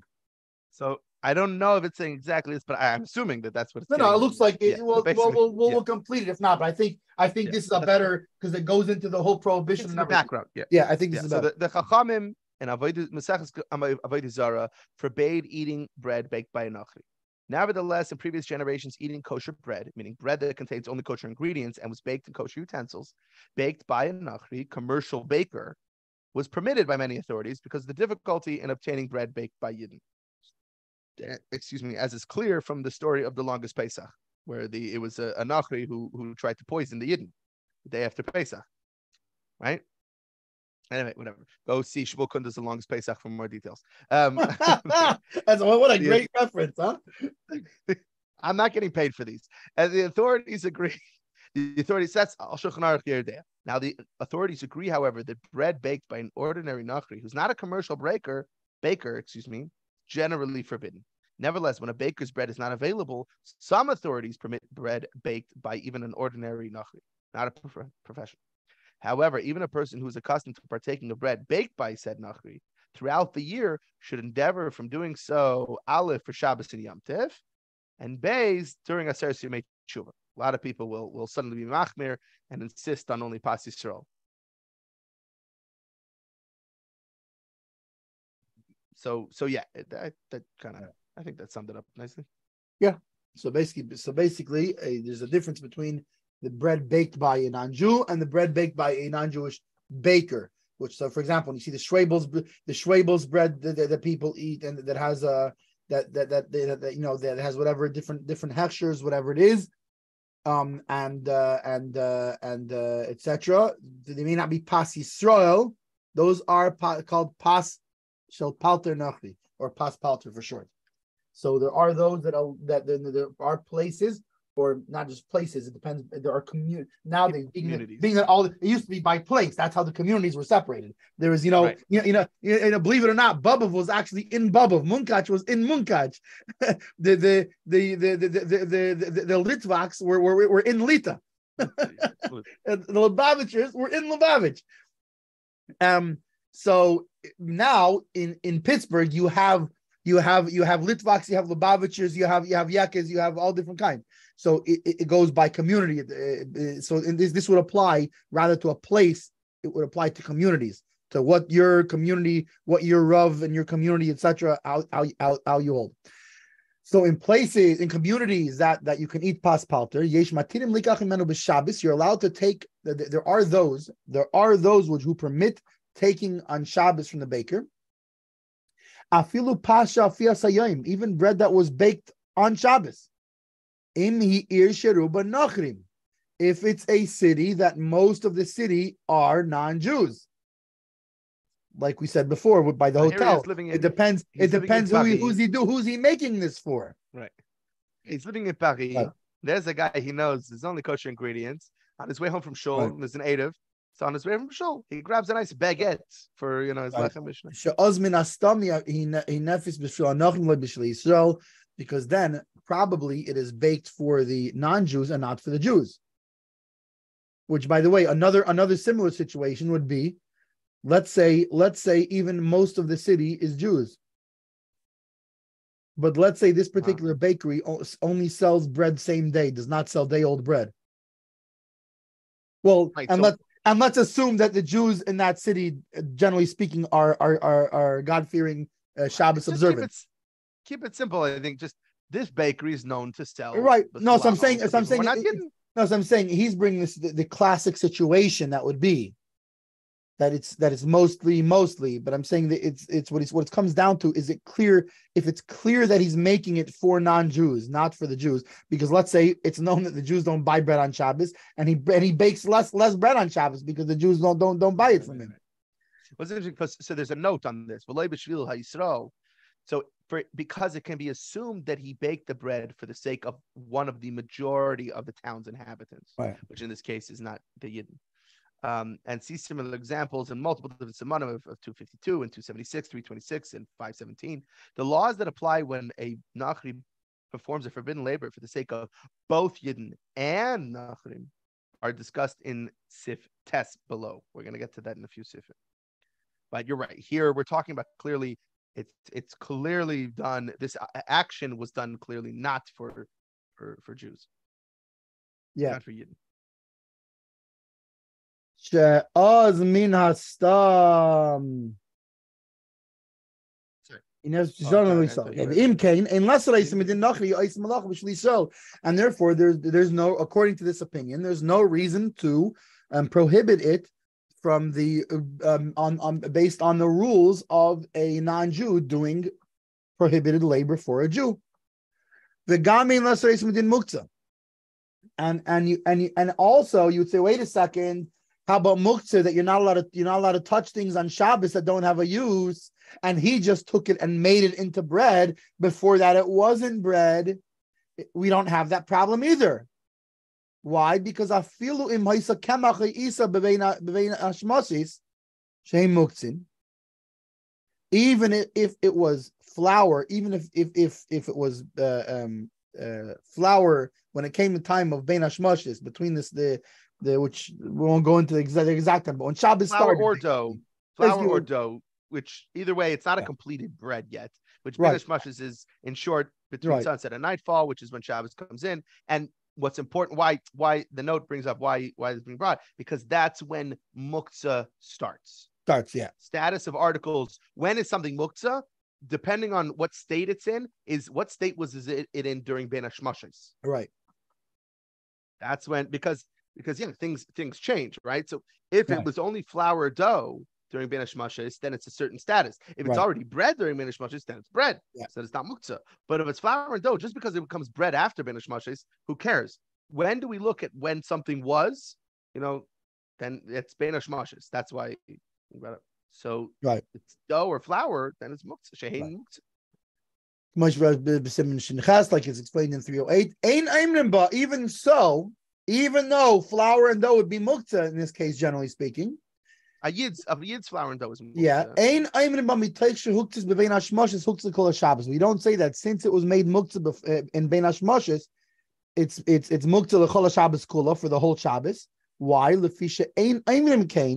Because we only say that when we say that about something that was by itself was made that way from when it became dark. Meaning, for example, if I left it before Shabbos, and then it by itself on Shabbos, it's going to become usable. Then I have a problem. The fact that it was not usable during Bein Hashmashos is only a problem when the item then becomes usable by itself during Shabbos. Why? Because it was my setting it there that made it happen. Which comes very what do you call it? When this is very pertinent that we're not going to go into it now because that's whole different laws of cooking and things like that. But there's all kinds of things with cooking with things setting or whatever. But that's why the example he brings is not cooking. He has a kagain right. The kagain ner shekaba me'elav mishachashecha, like a candle which goes out by itself after dark. I think here we're saying ner as in a lamp, meaning so the candle burnt out. So now the lamp, it's not a burning thing anymore, so it shouldn't be muktzah, right? So you could use that lamp. Right, but since it was since it was muktzah Bein Hashmashos, and the going out happened by itself, it's too bad. You can't use it. But anything that a person did the final act. Now, by the way, this is a rare situation because usually the final act you're not allowed to do. So that's why it doesn't happen that's why it happens by itself usually, is because we're not allowed to do the action on Shabbos. In this case, somebody did do the action. That it's fine, it's fixing, it's setting it into a usable item, a non-mukta thing was done by human hands, right? That he made it fitting for human use. Ain boy mishum mukta klal, then there's no problem of mukta. I feel over being ashmash is by the even if it was not fitting for use during bein ashmash. Why? Because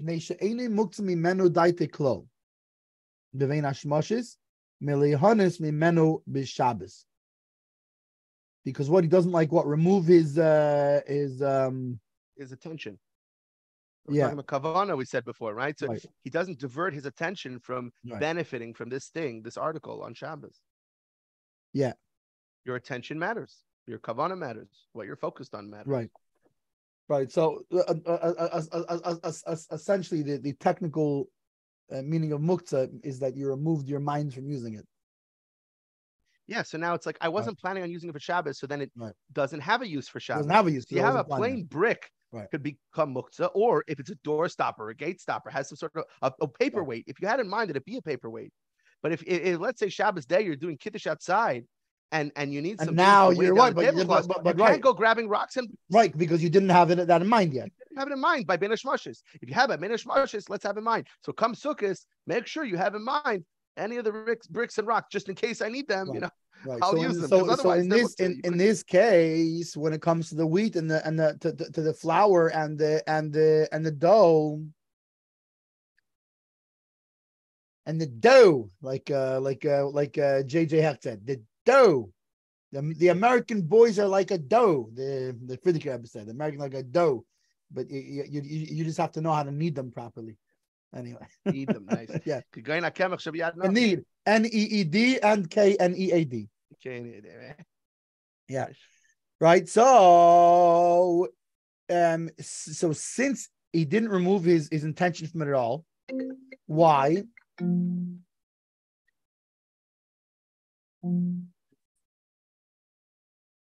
Why? Because it was in the hands of the non-Jew to do it. Meaning, even though I'm usually, if it was my dough, so it becomes muktzah. Why? Because I removed my mind from it, because I'm not allowed to do anything with it. However, the non-Jew is allowed to do something with it. So therefore, ein loydin muktzah klal b'Shabbos. It does not have the law of muktzah on Shabbos at all. Being that he has the ability.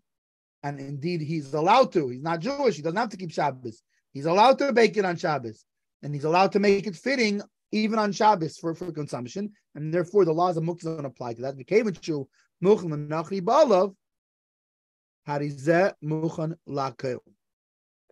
And since it's ready to be used by this non-Jew who owns it, so therefore, it's permissible for everybody. Especially in the case, like we said before, where he's not doing it for you, he's doing it for the non-Jews of the city. So that's one opinion. We're saying that it's Hanachi Ba'olav, that he's its owner. So the note brings up why we're saying that, why the author is saying that wording specifically is because in Shin Ches, we talked about how the status of whether an article is muktzah or not depends on the status of its owner.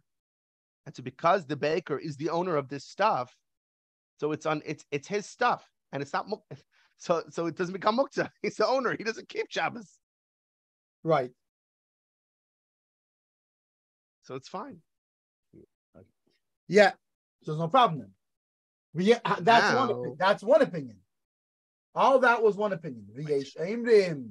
And there are those that say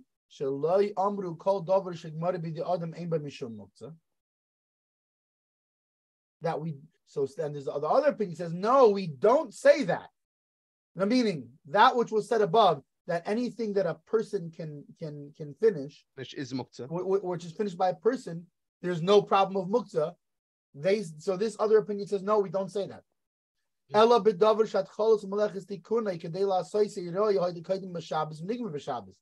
unless the beginning of the work was started before Shabbos and then only finished on Shabbos. Kigoin, like a non-Jew started to make a vessel before Shabbos and then finished it on Shabbos, or from the beginning of Yom Tov and then finished it on Yom Tov. That in that case, ein by mishum neilad. We don't have the problem of a new entity, as we know on Yom Tov, right? There's what's the whole thing Be'esh Nil the Yom Tov, right? There's a note. An egg that's born on Yom Tov, Malavein Levein, what's it called? Right? What's the difference between that and you remember that whole thing? This is a Hasidus thing actually. There's the Rav said that an animal that comes out of a I think the story is an animal that comes out of a treifa. Mm-hmm. An animal that comes out of a treifa, you're allowed to. It's a kosher animal. You're allowed to shecht it. And you're allowed to eat it, even though the mother was a treifa. And pakua, but from a treifa, not a kosher animal. Yeah. So you still need a shecht. No, not ben pakua. Ben pakua. You don't even need a shecht. It's different. It depends on because it depends. A ben pakua, I believe depends on when it's born. I mean, on what stage it's holding in the thing. in the uterus or whatever. Yeah, something like that. So here you're saying it's being born as the treifa, okay, whatever. That could still be kosher. Or it could be a different question. Or it could be a different question. It could be a question of I don't remember exactly, or maybe it was born on Yom Tov, whatever it is, right? But Rav said you can. That's okay. But he said that an egg that comes out on Yom Tov you're not allowed to use. So they asked him, "What's the difference between the two?" And it says Shasik Rav. Rav was silent. He couldn't answer them. V'halacha k'meisei. But the halach is like him. It's used as an explanation of that the Rav saw this thing in a way of chachma, but not in a way of bina. So even though he couldn't explain it, he knew it was right. And then later on, Rabbi Bar Bar Chana explained that he was taka right. Why? Because the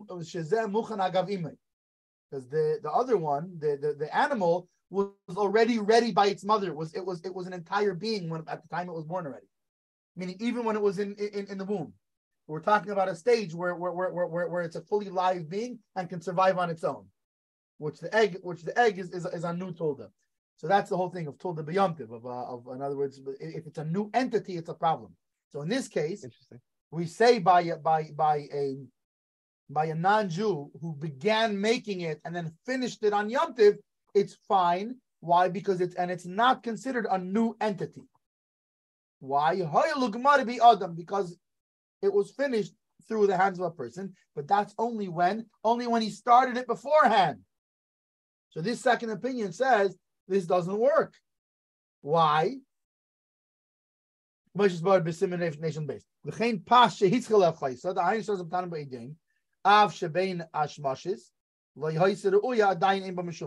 so too, if you put bread in the oven, right, and you started cooking it, even bein hashmashes, right? So there's not a problem of muktzah. Why? Because you're fixing it. You're making it. Avo pashat cholos menet melechas dikuno dikoch nasis roi. Dynamics of yosa haisa b'Shabbos yesh b'mishum muktzah. In this case, the non-Jewish baker, it was still flour, it was still dough. He didn't begin making it before Shabbos. It was mamish sitting there, flour, and therefore we don't say grain this during thing. Benishmashes. Right. So the fact that human hands are going to complete it on Shabbos, according to this opinion, doesn't work. It doesn't make it non-muktzah unless the beginning of the labor was started before Shabbos already, and it was only finished on Shabbos.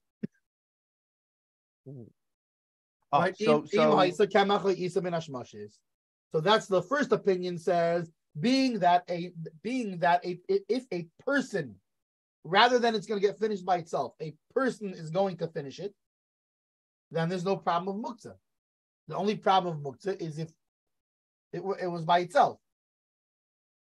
The second opinion says no. So if it's flour or dough, according to the second opinion, that's not a completed utensil. It's not a completed thing. So that's problematic. Not right, because it's still not usable. Meaning, I won't act like I know the case of the Kaylee. Well, there's a note for that, so maybe we'll hit that note 31. But presumably he's talking about a Kaylee that you can technically use already, something like that, and you're just it's just the concept of nailad. The important concept is that what's nailad is because you have to have in mind what's muktzah. Is you have to have in mind, I'm going to use this thing on Yom Tov. If it doesn't exist yet, then I can't have that in mind. It doesn't count. You can't have in mind something that doesn't exist yet. Okay? If it doesn't exist yet, that means it only came into existence during Yom Tov. So that means I didn't have in mind to use it when Yom Tov came in at Bein Hashmashos. But in this instance, since the unfinished utensil belonged to someone who doesn't have to keep Yom Tov, it's an achri.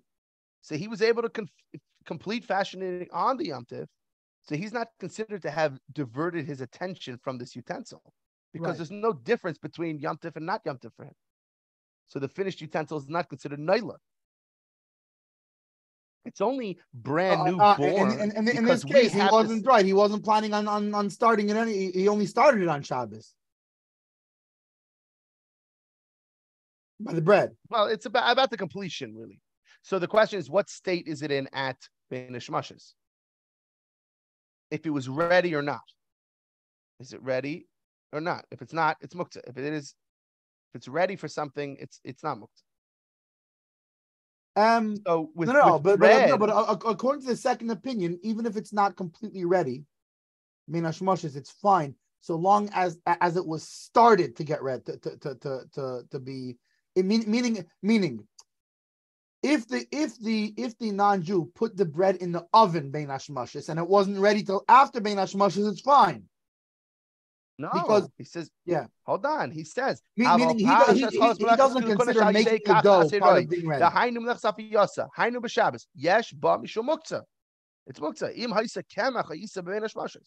Right, if but it's flour okay, or dough, but look above. Second Look opinion, in the parentheses. It is muktzah. Look in the parentheses.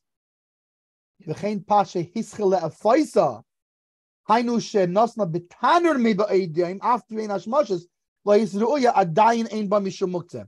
Meaning, even though it wasn't finished, that's very simple. He's not considered making the dough part of its finishing. He's considering the baking the finishing. The baking. So even if he put it started in the oven, before Bein Hashmashos, okay, but hang on a second. But if you put it in the oven, it's a problem. You're not allowed to put it in the oven, and it's going to get finished on Shabbos. Well, that's because Makah b'Padish, I'm not allowed to bake on Shabbos. Right, but a guy is allowed to bake on Shabbos. Right, so then it's not. So when do we say it's not muktzah? So when do we say it's not muktzah? Let's say right before this man, a guy put it in the oven. A non-Jew put it in the oven, and it's still not even edible. When Shabbos came in, it's fine because he started the finishing act. He began the finishing act. Yeah, exactly. Yeah, it's funny. He began the finishing act, but okay, he started the finishing. So act. He started the last stage. The same thing he's talking about finishing the Keli on Yom Tov. He started the finishing of it before Yom Tov. He finished it on Yom Tov. On the other hand, he didn't start finishing it when it came in Yom Tov. It was completely unusable, and he did not begin the act of making it unusable. In our case. But now, according to the first opinion, it doesn't make a difference. According to the first opinion, he can completely do the whole finishing on Shabbos. According to this opinion, no, we only say that when he began the finishing before. Or this third thing, avalim haisitu bein hashmashos. That's what I say. Let's finish the second opinion. Hold on, there's more. I mean, avalim haisitu bein hashmashos. Yeah, it's kernels of grain bein hashmashos. However, if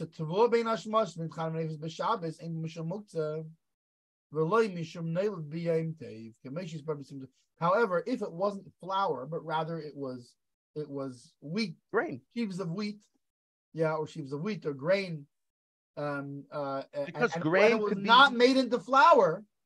Right. So the problem is, once it was made into flour, you have a problem.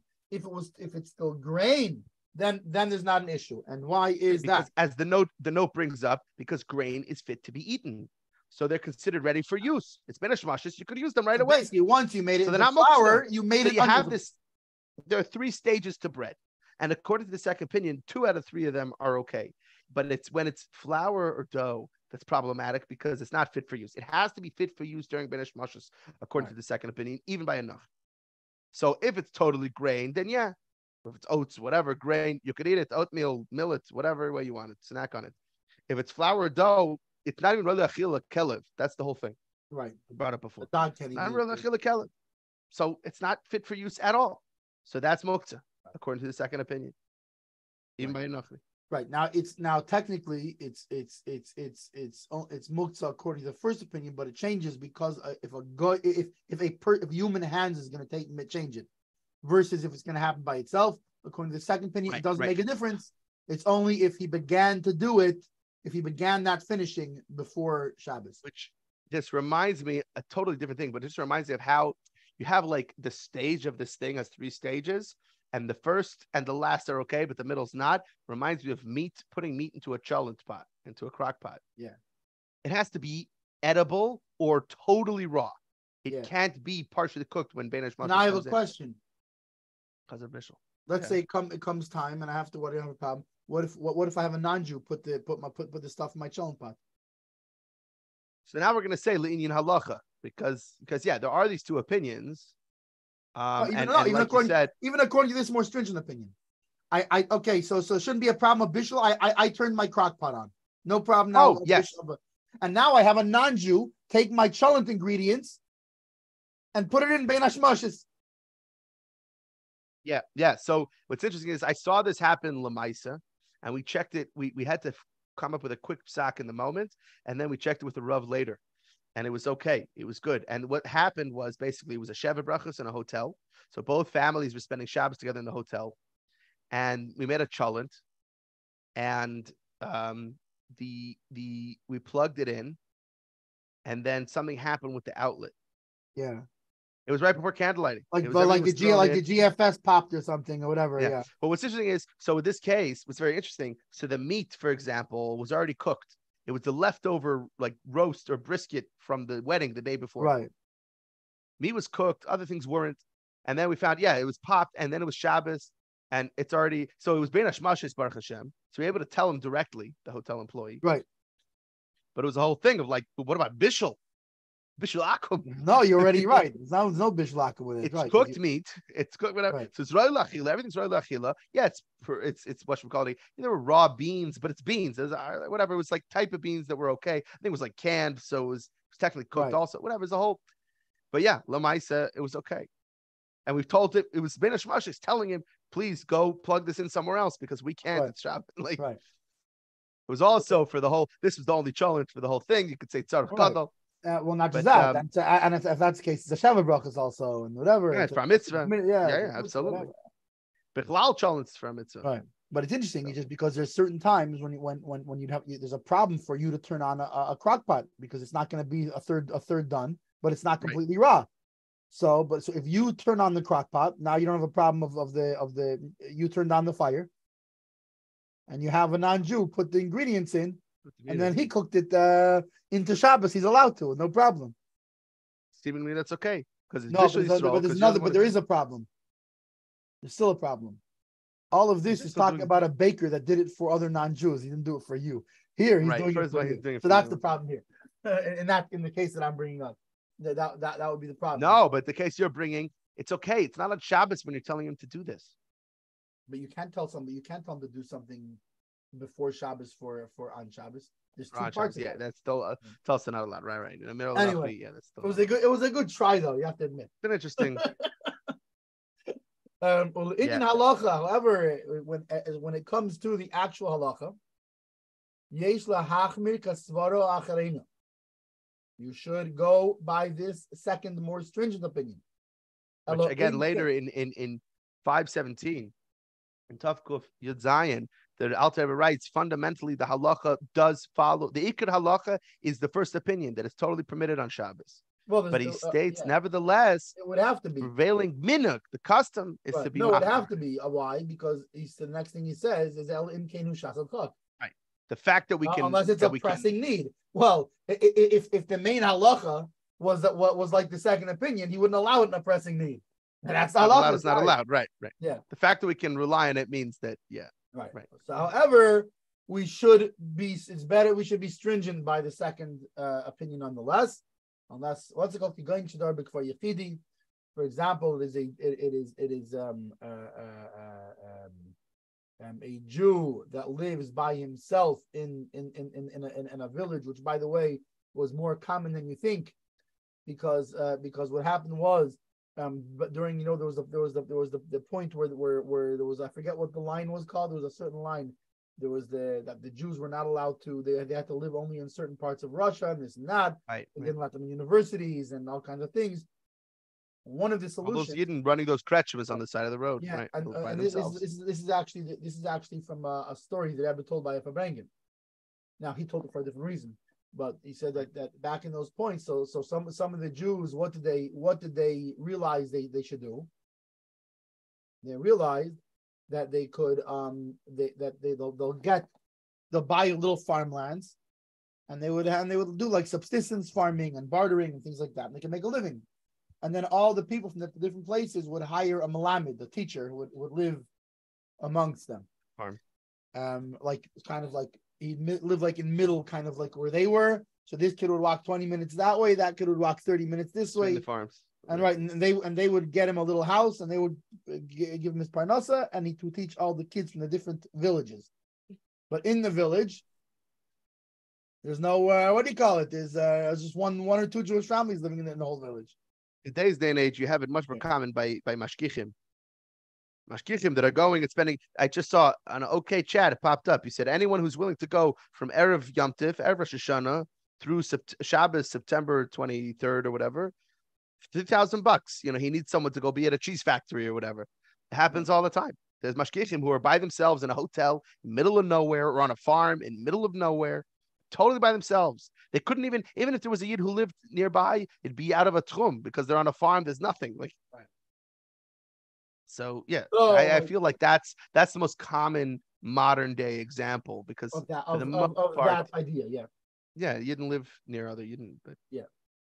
Like so, for example, whatever reason, he lives by himself in a village. He actually he doesn't have other Jews he can go to ask for bread.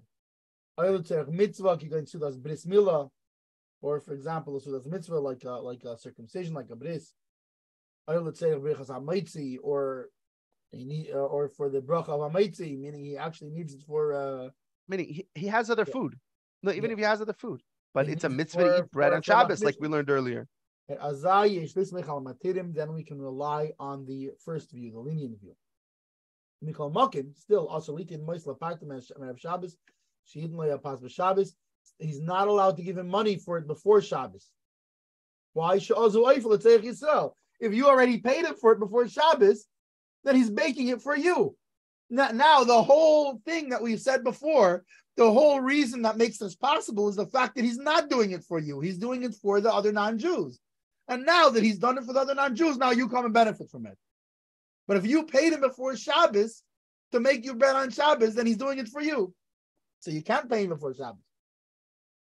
But also, and in that situation, also Shabbos, and in such a case, you would only be allowed to eat it after Shabbos with and not only after Shabbos, but like we explained in such cases, is when a non-Jew does something for the benefit of a Jew on Shabbos, no Jew is allowed to benefit from that item until after Shabbos, not just after Shabbos, but with the amount of time after Shabbos that it would take to do whatever the prohibition was done.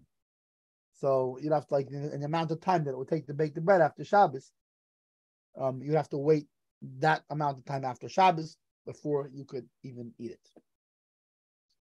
And all this is regarding bread. However,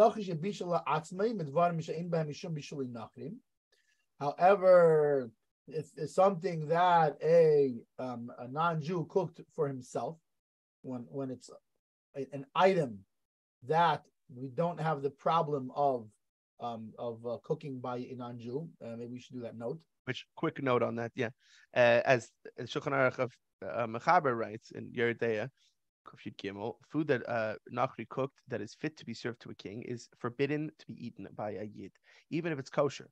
However, simple foods cooked by a Nachri, which were not included in our sage's prohibition, which is a lot of people consider like potato chips and stuff like that, and are permitted to be eaten by a yid, provided they contain only kosher ingredients and were cooked in kosher utensils.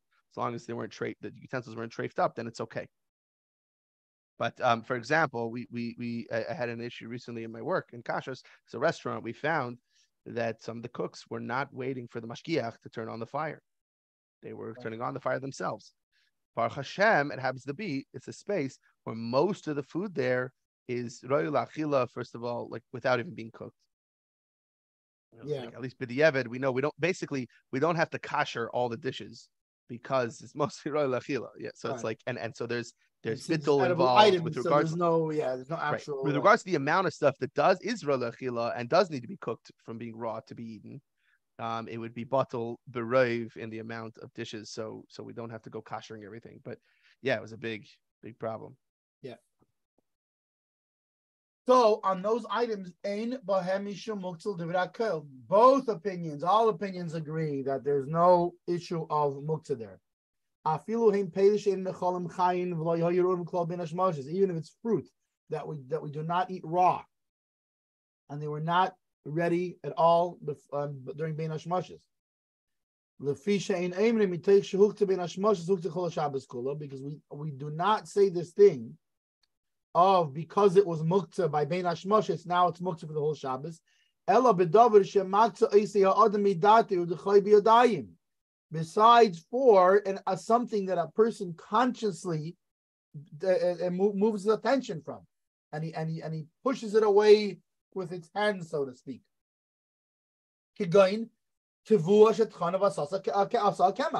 Like, for example, grain that you grinded and made into flour. So the fact that you made it into flour, you turned it into this unusable item.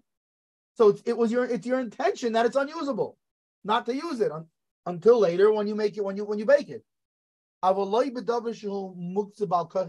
doesn't apply by something that's muktzah, not by the own person. Meaning, it's a very good logic here.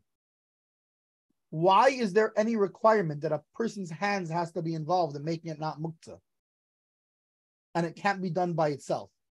That is when a person's hands were involved in making it muktzah. It wasn't made muktzah by itself. An item that is made muktzah by itself becomes unmuktzah by itself. So in this case of the bread, you made it muktzah. Therefore, you have to make it non-muktzah before Bein Hashmoshes. On the other hand, an item that you didn't make muktzah, it was naturally muktzah, can naturally become unmuktzah. Now, just two things. One is that the past tense for grind is ground, which always reminds me of the joke. This coffee tastes like dirt. What do you want? It was ground yesterday. Or it was ground this morning. Anyway, but then number two is, so there's a note that just explains a little bit from Shin Yud, along the lines of what you just explained, but of an example of an animal that was shechted for the sake of a sick person. So a healthy person has now diverted his attention from that animal, Bein Hashmoshes, because it was alive. So he was like, I'm not going to eat it. It's alive. So now it's intrinsically unfit to be eaten. Since he didn't willfully divert his attention from it, when it is shechted for the sake of the sick person, the person who's healthy can also eat from it. It wasn't that I pulled my attention from it. It's just I can't eat it because it's alive. So, right. So similarly, in this instance, since the yid did not do anything to make the nachri produce inedible, to make the nachri's produce inedible, when it becomes edible through the nachri's actions, the Jew is allowed to partake of it. Like you explained, it's the hands that, remind me, the hand, pesha hitter, pesha also pesha. Yeah, the hand that, right. Yeah, the mouth that forbids it, the mouth that, releases. Right, yeah. All right. Good, I think this is a good time because now we have the next one is a longer save. Okay. So tomorrow morning I will be on the road in Mirz Hashem, but maybe tomorrow, depending, I guess we can keep an eye on